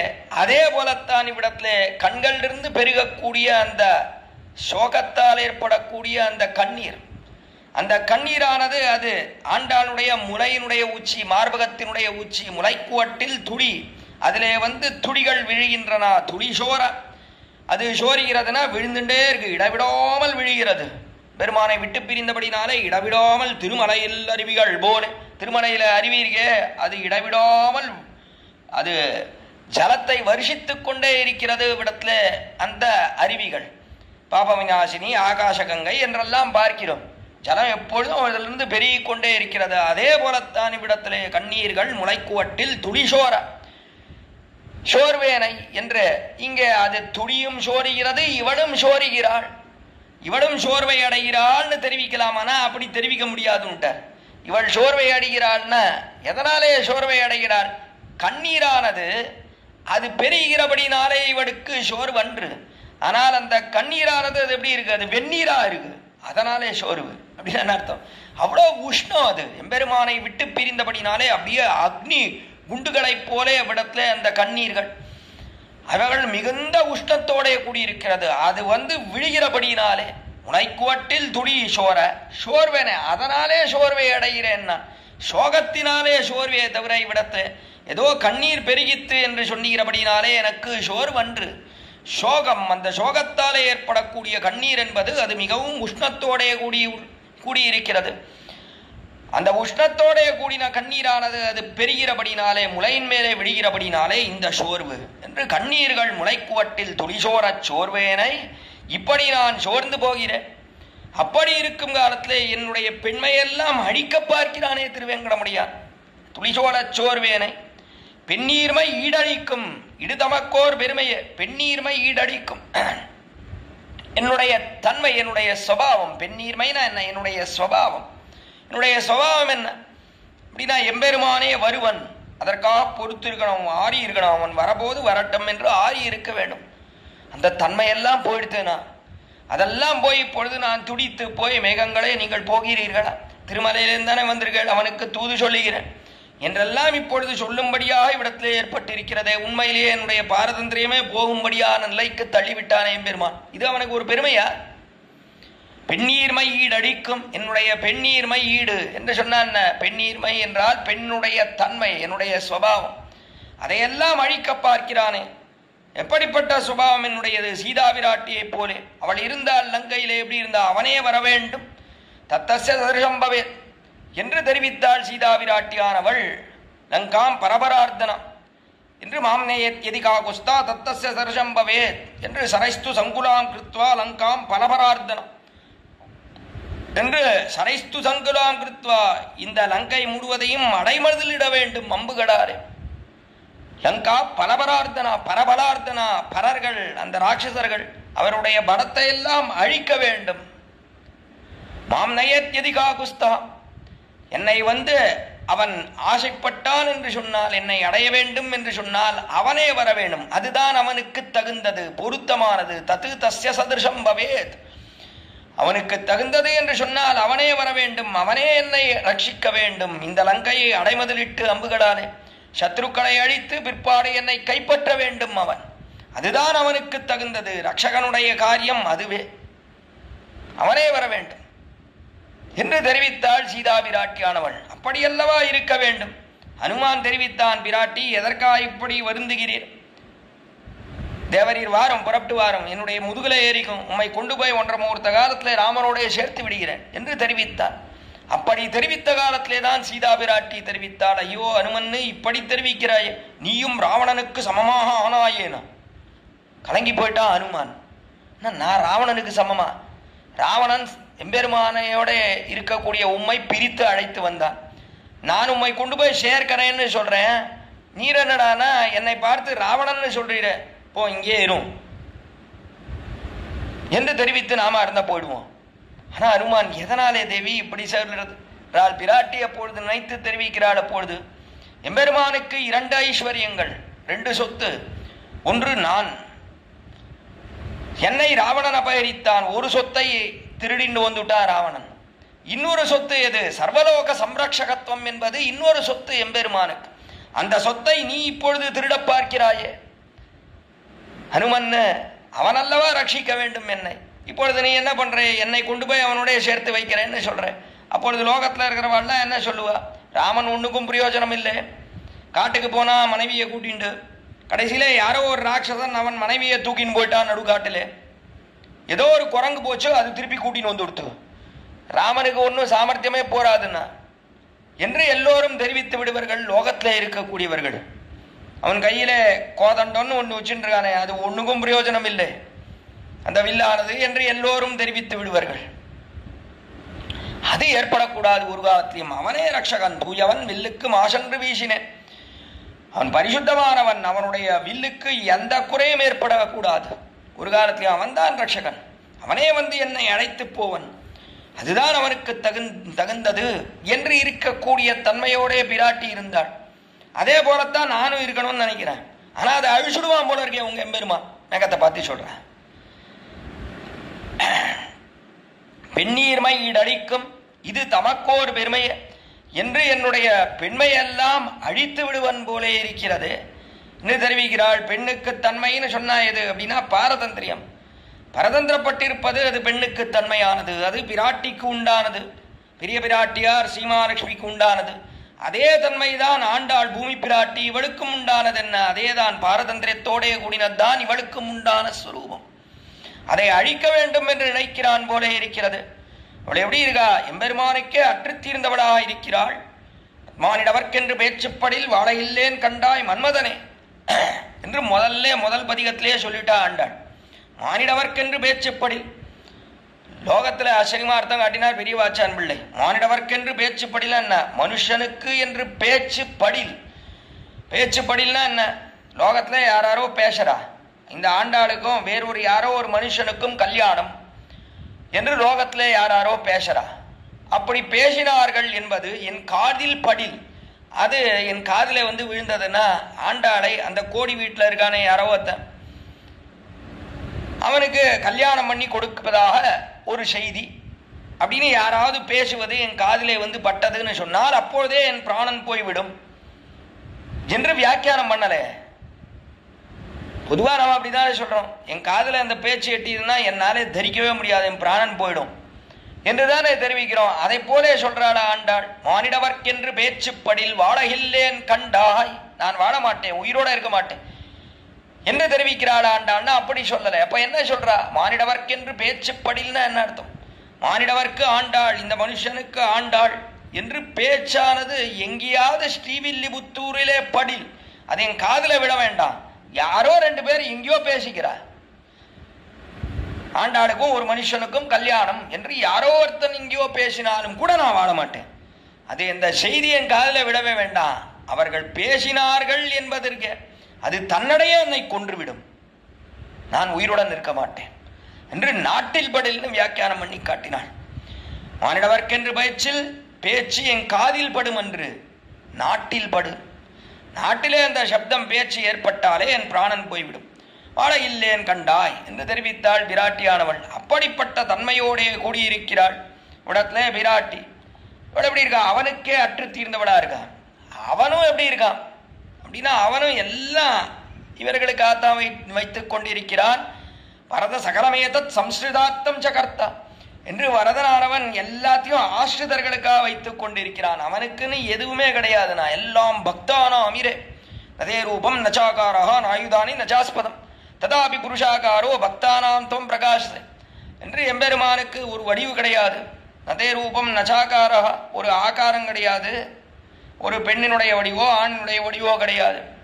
நாயுதானி நச்சாஸ்பதம், ஆயுதங்கள் கிடையாது, இருப்பிடம் கிடையாது என்று சொன்னால் அத்வைதமா தெரிவிக்கிறது அன்று.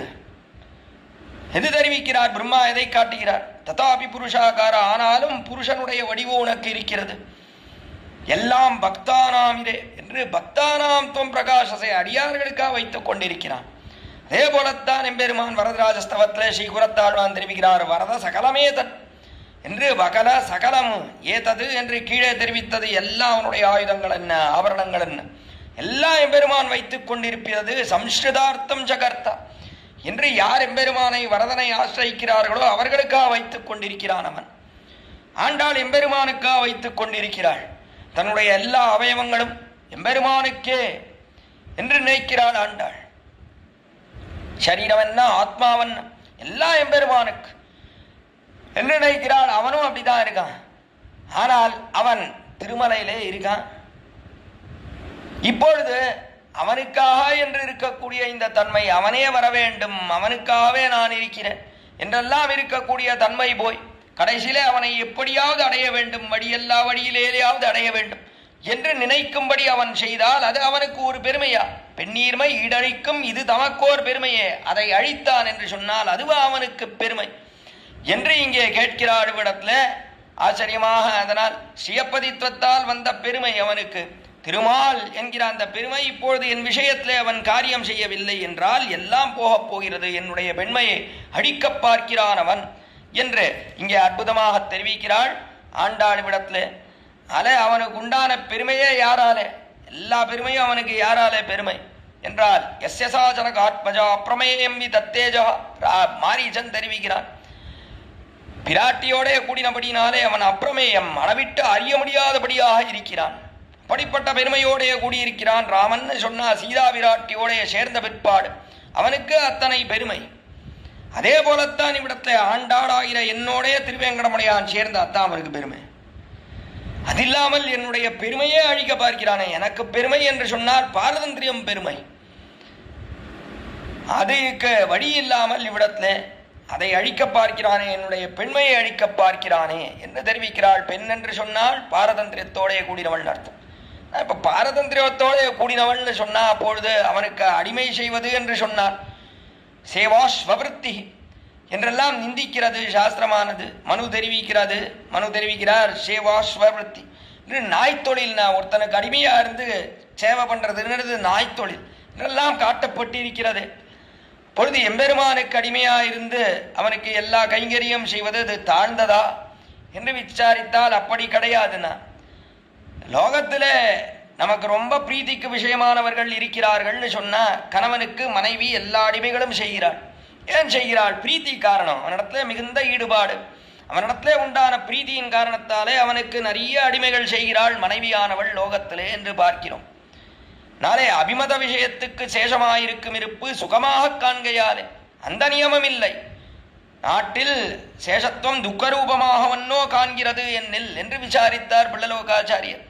நாட்டிலே பார்த்தா பொதுவா சேஷத்துவம்னு சொல்றது ஒருத்தனுக்கு அடிமையா இருக்கிறது அது துக்கமாகத்தானே இருக்கு. என்றால் உகந்த விஷயத்துக்கு சேஷமாயிருக்கும் இருப்பு சுகமாக காண்கையாலே அந்த நியமம் இல்லை. அந்த நியமம் கிடையாது.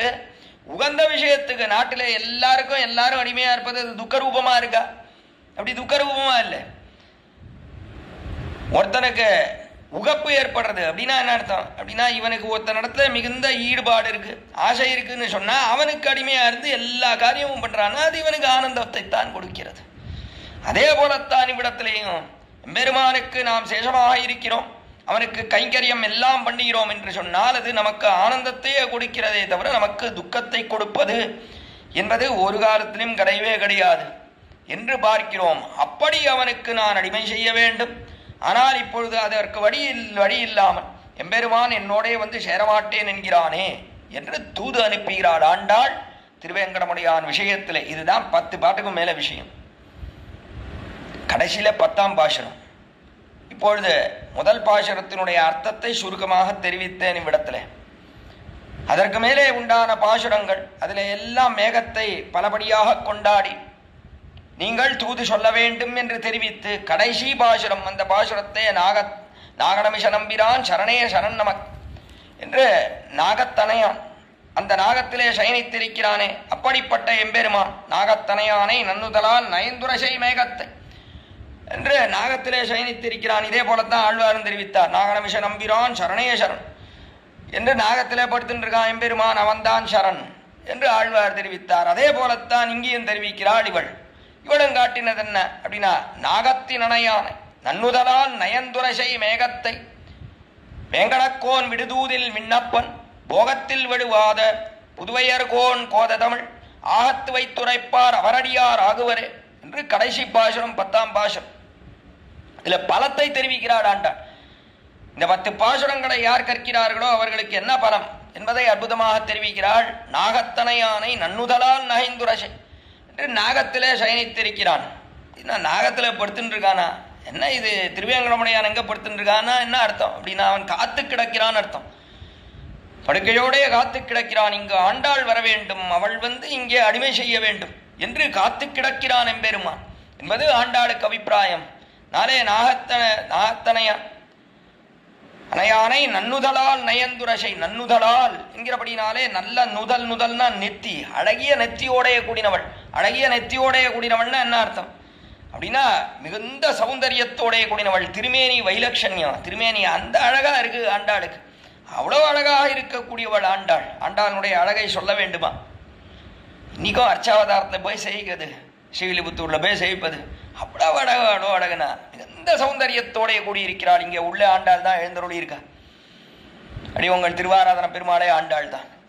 அவ்வளோ அழகாக எழுந்தருளி இருக்கிறாள். ஸ்ரீவில்லிபுத்தூர்ல எப்படி இருக்காளோ அதே போலத்தான் எழுந்தருளி இருக்கிறாள் இவ்விடத்துல உள்ளுக்குள்ளே. ஸ்ரீவில்லிபுத்தூர்ல என்ன அழகு, திருமேனி அழகு. அர்ச்சாவதாரத்துல அவ்வளோ அழகுன்னு சொன்னால் அது ஆண்டாளுக்குண்டான தனிப்பட்ட ஏத்தம். அவ்வளவு சுந்தரியாக இருக்கிறாள். அதைத்தான் நன்னுதலால் நயந்துரைசை என்று நன்னுதலால் மிகுந்த அழகோடைய கூடினவள் ஆண்டாள். இதனாலே இந்த அழகெல்லாம் வீண் போகாதபடியாக திருவேங்கடமுடையானுடைய சேர வேண்டும். அங்கு போய் தொகையணும், அந்த படுக்கையை தொகையணும். நாகந்தானே அவனுக்கு படுக்கையா இருக்கு, ஆதிசேஷன் தானே படுக்கையா இருக்கான். அந்த படுக்கையை தொகைய வேண்டும். நமக்கு ரொம்ப பிரீதிக்கு விஷயமானவர்கள்னு சொன்னா அவர்கள் துகைந்தால்தான் அதை படுக்கையாகவே நாம் நினைப்போம். குழந்தைகள்லாம் இருக்கு, அதையெல்லாம் துகைந்தால் அப்பொழுது தாத்தா பாட்டிலாம் ரொம்ப ஆனந்தப்படுகிறார்கள். ஏன் அப்படின்னா அவைகள் துகைந்தால் தான் நான் நன்னா இருக்கு என்று நினைக்கும்படியா இருக்கு. அதே போலத்தான் இங்கே ஆண்டாள் வர வேண்டும், பரமசுந்தரியாக இருக்கிறாள் என்பதற்காக படுக்கையும் தானுமாக காத்து கிடக்கிறான். நாகத்தின் அணையானை நன்னுதலால் நயந்துரசை, நல்ல நயத்தோட இவள் இருக்காளே செய்திருக்கிறாள். நயந்துரசை மேகத்தை என்று, நயந்துரசை மேகம், அந்த மேகம் இருக்கே அந்த மேகத்தை வேங்கடக்கோன் விடுதூதில் விண்ணப்பம்னு வேங்கடக்கோன் திருவேங்கடமுடையான், அந்த திருவேங்கடமுடையான் விஷயத்துல இந்த மேகத்தை இவள் அனுப்புகிறாள். விடத்துல இந்த மேகத்தை திரும்பி அனுப்புறா. அங்கிருந்து வந்தது மேகம் என்று வேங்கடக்கோன் வேங்கடத்திலிருந்து வந்தது, அதனாலே திரும்பி அந்த இடத்துக்கே போட்டோம். ஆண்டாளுடைய அபிப்பிராயம். இந்த மேகங்கள்லாம் திருவேங்கடத்திலேருந்து வந்திருக்குன்னு ஆண்டாளுடைய அபிப்பிராயம். நாளே மறுபடியும் இவைகளிடத்திலே தூதி சொல்லி அனுப்புவோம் என்று தூதி சொல்லி அனுப்பினாள். காலத்திலே அங்கு நின்றும் வந்தவர் வந்ததையே திரும்பி அன்பரா. எப்படி அனுமானையே திருப்பி அனுப்பினாலும் சீதா பிராட்டி, அதே போலத்தான் இங்கேயும் கூட என்று பார்க்கிறோம். அதையே அனுப்பி வைக்கிறாள். போகத்தில் வழுவாத புதுவைக்கோன் கோத தமிழ், போகத்தில் வழுவாத புதுவைக்கோன், புதுவை ஸ்ரீவில்லிபுத்தூர், அதற்கு கோன் சுவாமியாக இருக்கக்கூடியவன் என்று பெரியாழ்வார் சம்பந்தத்தை இட்டே தன்னை நிரூபித்துக் கொள்கிறாள். அநேகமாக பதிகந்தோறும் பெரியாழ்வார் சம்பந்தத்தை இட்டே தன்னை சொல்லிக் கொள்கிறார். திருப்பாவையும் பார்த்தா கடைசி பாசுரம் அணிபுதுவை பைங்கமல தந்தரியல் பட்டர்பிரான் கோதை சொன்னா என்று அங்கேயும் தெரிவித்தாள். பட்டர்பிரானை இட்டே நிரூபித்துக் கொள்கிறார். இங்கே சொல்லும் காலத்திலே போகத்தில் வழுவாத புதுவையர் கோன் கோதை என்று ஆச்சாரிய சம்பந்தத்தை இட்டு தாப்பனார் சம்பந்தத்தை இட்டே தெரிவிக்கிறாள் ஆண்டாளிடத்திலே. தாப்பனார் பெரியாழ்வார், அவர் தான் ஆச்சாரியனும் கூட. அதே அந்த சம்பந்தத்தை இட்டு தெரிவிக்கிறாள். அவருக்கு என்ன பெருமை, போகத்தில் வழுவாதா என்று. போகத்திலே எந்த குறையும் கிடையாதுனா, எவ்வளோ போகங்களை அனுபவித்தார் பெரியாழ்வார். வண்ணமாடங்கள் சூழ் திருக்கோட்டியூர் கண்ணன் கேசவன் நம்பி பிறந்தினள் என்ன சுண்ணம் எதிரேறு தூவிடா கண்ணன் முத்தம் கலந்து அடராயித்தே என்று தொடங்கி கண்ணன் பிறந்தது, அவன் பிறந்த கிரமம் என்ன, இப்படிலாம் அப்பொழுது அனுபவித்தார்கள் என்று பெரியாழ்வார் அனுபவிக்கிறார். கண்ணன் பிறந்த கிரமம் என்ன, அதற்கு மேலே அவனை நன்றாக குழந்தை பருவம், சிறிய குழந்தையா படுத்துட்டு இருக்கான். அப்படி படுத்துட்டு இருக்கும் காலத்திலே பாதாதிகேசத்தை தென்புது வைப்பட்டன் சொல் சீதக்கடல் உள்ளமுதன்ன தேவக்கி ஓதைக்குடலால் அசோதைக்கு போத்தந்தா என்று தொடங்கிய இடத்துல பாதக்கமலங்கள் வந்து காணீரே பவளவாயீர் வந்து காணீரே என்று பாதத்திலிருந்து தொடங்கி பாதாந்திலிருந்து திருமுடி பரியந்தம், திருவடியிலிருந்து திருமுடி பரியந்தம் 20 பாசுரங்களாலே பூர்ணமாக அனுபவித்தார் அவனுடைய திருமேனி அழகை. அதற்கு மேலே எத்தனை அனுபவங்கள், அவனை தாளாட்டி, அதற்கு மேலே அவனுக்கு பால் ஊட்டி, அவனுக்கு சீராட்டி, எத்தனை பண்ணுகிறாள். அவ்விடத்திலே யசோதாபாவனை அடைந்த பெரியாழ்வார் போகத்தில் ஒரு குறையும் இல்லாமல் அவனை வைத்துக் கொண்டு எவ்வளவெல்லாம் அனுபவிக்கிறாள். சிறிய பருவம், சிறிய பருவத்திலே படுத்துட்டு இருக்கும் காலத்திலே அம்புலி கடிதோடிவா என்று அம்புலி பருவம்னு அந்த பருவம். நிலாவை காட்டி எல்லா காரியமும் பண்றது, குழந்தைக்கு நிலாவை காட்டி விளையாட்டு காட்டுறது, அதை பண்ணுகிறாள். அதற்கு மேலே செங்கீராயாட்டம்னு சிறிது பாலை கொடுத்து விட்டு அப்படியே அவனை முதுகிலே தட்டி அப்படியே கண்ணனை உய்ய உலகு படைத்துண்டா அணிவயிரா ஊடிதோர் ஊடி பட ஆடில்லை அதன் மேல் என்று ஆடிக செங்கீரை ஆயர்கள் போரேரே ஆடுக ஆடுகவே என்று செங்கீரை ஆட்டம் என்ன, குழந்தையை அப்படியே ஆட்டுறது உட்கார வச்சுட்டு அதை அனுபவித்தார். அதற்கு மேலே என்ன, என்றால் அதற்கு மேலேயும் இடத்துல நிறைய பருவங்கள் அப்படியே அவன் வளர வளர அக்காலத்திலே செங்கீரை பருவம் என்ன, அதற்கு மேலே சப்பானி பருவம்னு கை கொட்டுறது, கையை தட்டுன்னு அப்படி கையை தட்டி விளையாட்டு காட்டுறது, அந்த பருவம் என்ன, அதற்கு மேலே இடத்துல தவழக்கூடிய பருவம், அவன் பெருமான் தவழ்ந்து வருகிறான், அதற்கு மேலே புறம்புல்குதல் என்று பின்னாடியிலேருந்து வந்து கட்டிக்கிறான். அதெல்லாம் கொஞ்சம் பெரியவனாய் அப்படி எழுந்திருந்து நின்ன உடனே பின்னாடியிலேருந்து தளர்நடை நடவானோ என்று அது நடுவில் அதில் தளர்ந்து இங்கேயும் எங்கேயும் காலை வச்சு தளர்ந்து நடந்து வந்து வாரணம் பையனின் ஊர்வது போல் உடன்கூடி கிங்கினி ஆரவரைப்பா உடமணி பரகரங்கா தடந்தாளை கொண்டு சார்கபாணி தளர்நட நடவானோ என்று அப்படி தளர்ந்து நடை இங்கேயும் அங்கேயும் ஒவ்வொரு காலை வச்சு உழுந்துடுவானோ கண்ணன் என்று பயப்படும்படியா அப்படி நடந்து வரானே, நடந்து வந்து பின்னாடியிலேருந்து கட்டிக்கிறான். புறம்புல்குவான் உம்பர்கோன் என்னை புறம்புல்குவான் என்று பின்னாடியிலேருந்து வந்து கட்டிக்கிறது. அதற்கு மேலே என்ன, தலையை வாருதுன்னா காக்கை ஓர் கோல் கொண்டு வா என்று இவனுக்கு தலை வார வேண்டும் என்று யசோதை பிராட்டியானவள் இவனோ தலையை காட்டவே மாட்டேன்றான், இப்படி அசைக்கிறான் அப்படி அசைக்கிறான், அப்படி தலையை பிடிச்சு வாரணம் என்றெல்லாம் தலையை பிடித்து வாருகிறாள் யசோதையானவள். அந்த பாவனையிலே பெரியாழ்வார் அதையும் அனுபவிக்கிறார். நான் ஒரு போகத்தை விடலை, கண்ணபிரானே வைத்துக்கொண்டு நாம் இந்த நம்முடைய குழந்தைகளை வைத்துக்கொண்டு இவ்வளோ அனுபவத்தை செய்திருக்கவே முடியாது.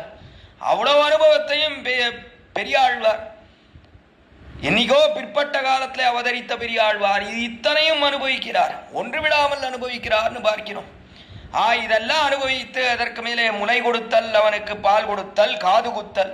காதை குத்துவது என்ன, காதை குத்துறேன் வானா ஓடுறான், வலிக்குமா, அதெல்லாம் காதெல்லாம் குத்திக்க மாட்டேன், வாடா காது குட்டிக்கோடா, காது குட்டாக இருக்கக்கூடாதுரா, எல்லா பசங்களும் காது குட்டினாச்சு திருவாய்ப்பாடியிலே, காது குத்திக்காம இருக்கலாமா, வாடா என்று அழைத்து காது குத்தல் என்ன, அதற்கு மேலே நீராட்டம் என்ன, அவனுக்கு நீராட வேண்டும் என்றெல்லாம் அவனை அழைக்கிறாள். அவனும் வரமாட்டேன் குடிக்கிறதுனா பிடிக்கவே பிடிக்காது கண்ணனுக்கு, அழுக்கு மூட்டை அவன் கண்ணன்.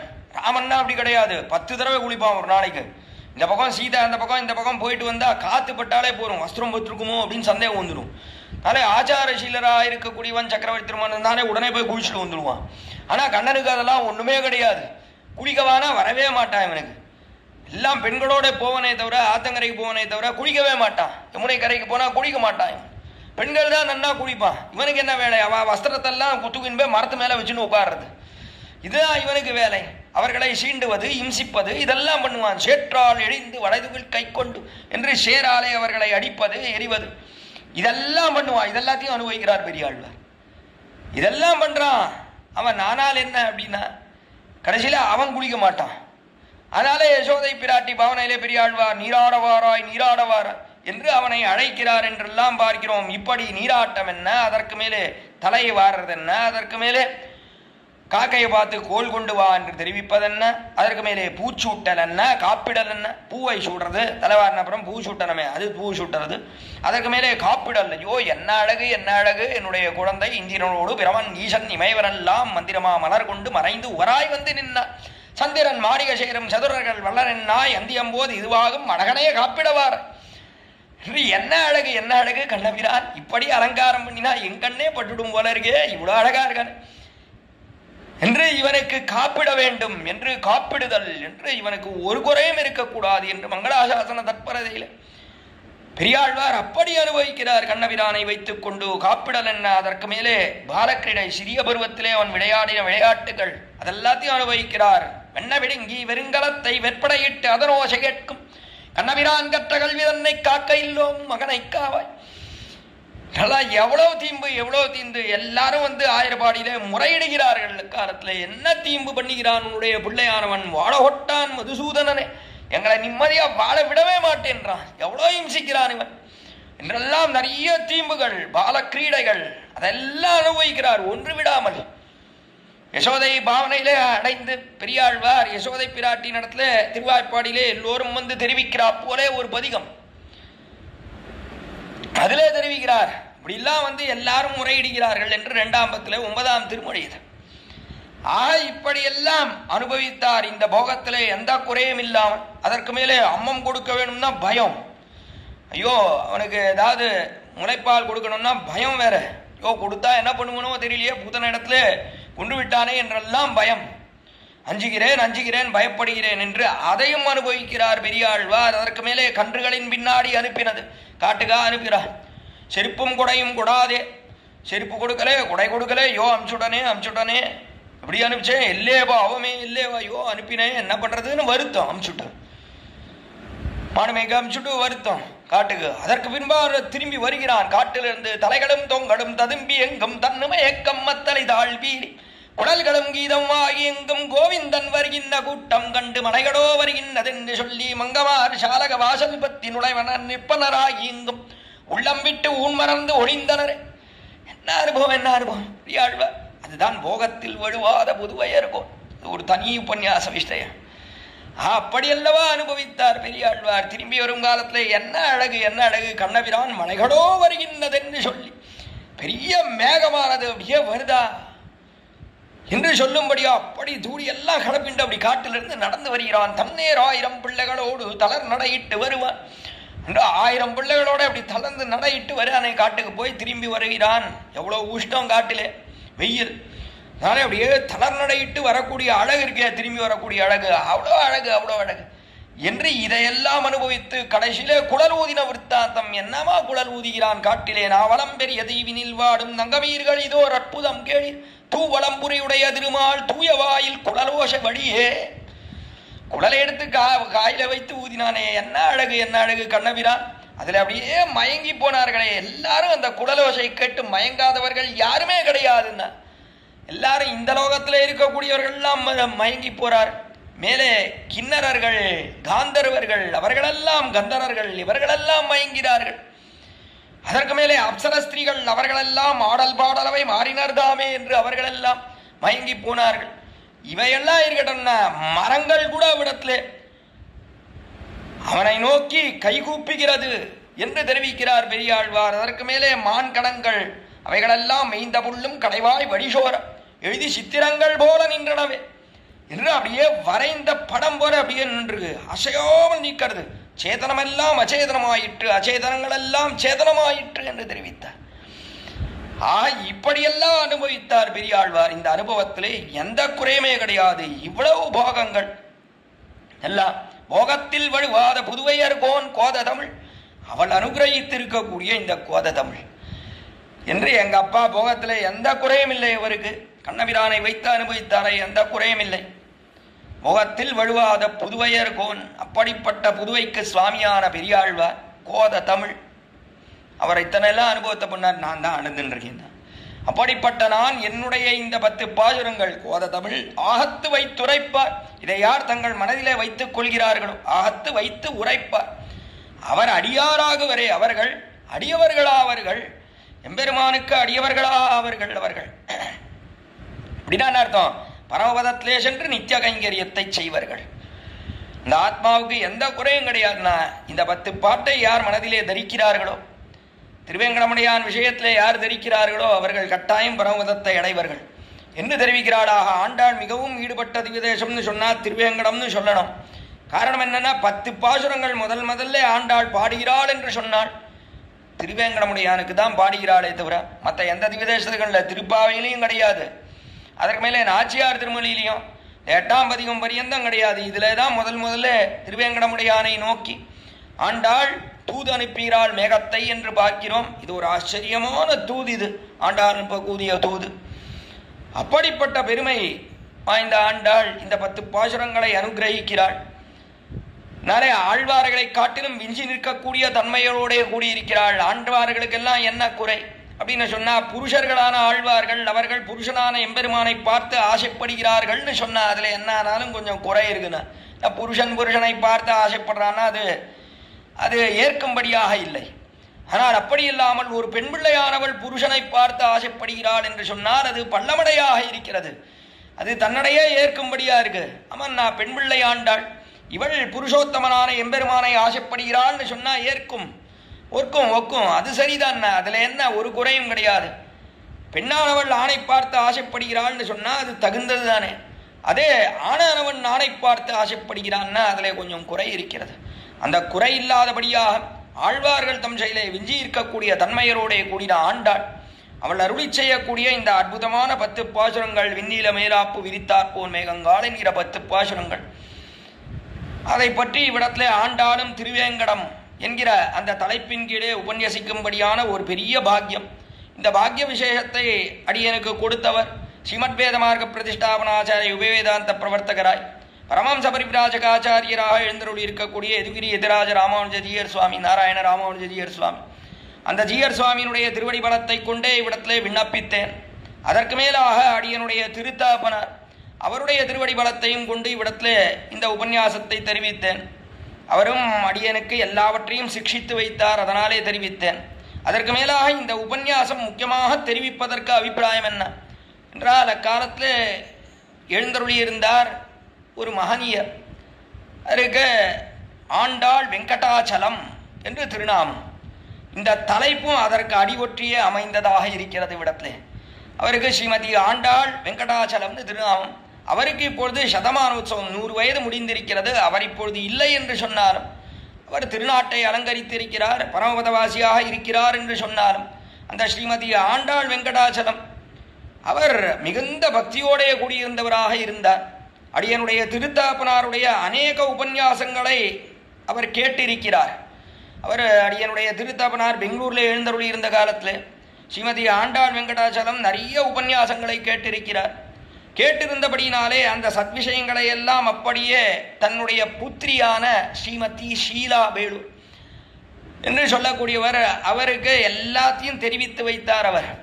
அதனாலே ஸ்ரீமதி ஷீலா பேலூருக்கு இந்த சம்பிரதாய அர்த்தங்கள் எல்லாம் நன்றாக புலப்பட்டிருக்கிறது, நன்றாக அறிந்து கொண்டிருக்கிறார். அதற்கு மேலே அடியனுடைய திருத்தாப்பனார் அவரிடத்திலையும் தெரியாதவர்களுக்கு அவருடைய பேரையும் தெரிவிக்கிறேன். இந்த கோட்டில் அநேகமாக அவரை தெரியாதவர்கள் யாரும் கிடையாது. ஸ்ரீமத் வேத மார்க்க பிரதிஷ்டாபனாச்ச உபவேதாந்த பிரவர்த்தகராய் எழுந்தருள் இருந்த இடைவெள்ளி ஸ்ரீனிவாச பூராச்சாரியர் சுவாமி, அப்படிப்பட்ட அடியனுடைய திருத்தாப்பனார் அவரிடத்துல நிறைய உபன்யாசங்களை சிறிய பிராயத்திலேயே சிறிய வயதிலேயே கேட்டவள் ஸ்ரீமதி ஷீலா பேலூர். இவர் கேட்டபடினாலே இடத்துல மிகுந்த ஞானத்தோடே கூடியிருக்கிறபடினாலே அடியோங்களை கொண்டு அடியனுடைய திருத்தாப்பனாருடைய சம்பந்தம் இவருடைய தாயாருக்கும் இவருக்கும் இருக்கிறபடினாலே, இவருடைய தாயார் திருநாராயணபுரத்திலே திருவாய்மொழி ஆச்சான் அவருடைய திருவடி சம்பந்தியாக இருக்கக்கூடியவர். அப்படி இருந்தும் கூட அடியனுடைய திருத்தாப்பனாரிடத்திலே பல உபன்யாசங்களை கேட்டபடினாலே, அதே போல இவருடைய புத்திரியான ஸ்ரீமதி ஷீலா பேலூர் அவளும் கேட்டிருக்கிறபடினாலே அடியோங்களை கொண்டு இவ்விடத்தில் உபன்யசிக்க வேண்டும் என்று அவருடைய நினைவு. அந்த நினைவுக்கு அனுகுணமாக இவ்விடத்தில் இந்த உபன்யாசம், அதுவும் இந்த உபன்யாசம் அடியனுடையது இந்த தொடரிலே இது முதல் உபன்யாசம், 3 தினங்கள் உபன்யாசம். அதிலே அடியனுடையது முதல் உபன்யாசம்.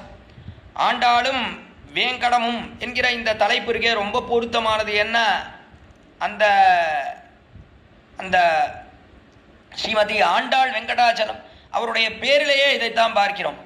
ஆண்டாளும் வெங்கடாச்சலம் என்றுதான் இருக்கிறது பேரு. அதனாலே இந்த முதல் உபன்யாசம் அதற்கு அனுகுணமாக அமைந்தது, மிகவும் பொருத்தமானது என்று நினைக்கும்படியாக இவ்விடத்திலே இருக்கிறது. அப்படிப்பட்ட அந்த ஷீலா பேலூர் அவர்தான் இந்த உபன்யாசத்தை சொல்ல வேண்டும் என்று அடியனுடையது இன்றைய தினம். அதுக்கடுத்தபடியாக அடியனுடைய குமாரனுடையது நாளைய தினம் சிரஞ்சீவி ஷடஜித், அவனுடையது இடையில் சிரஞ்சீவி ஷடஜித்னுடைய உபன்யாசம். ஆண்டாளும் திருமாலிரும் சோழமலையும் என்கிற தலைப்பின் கீழே சொல்ல இருக்கிறான்.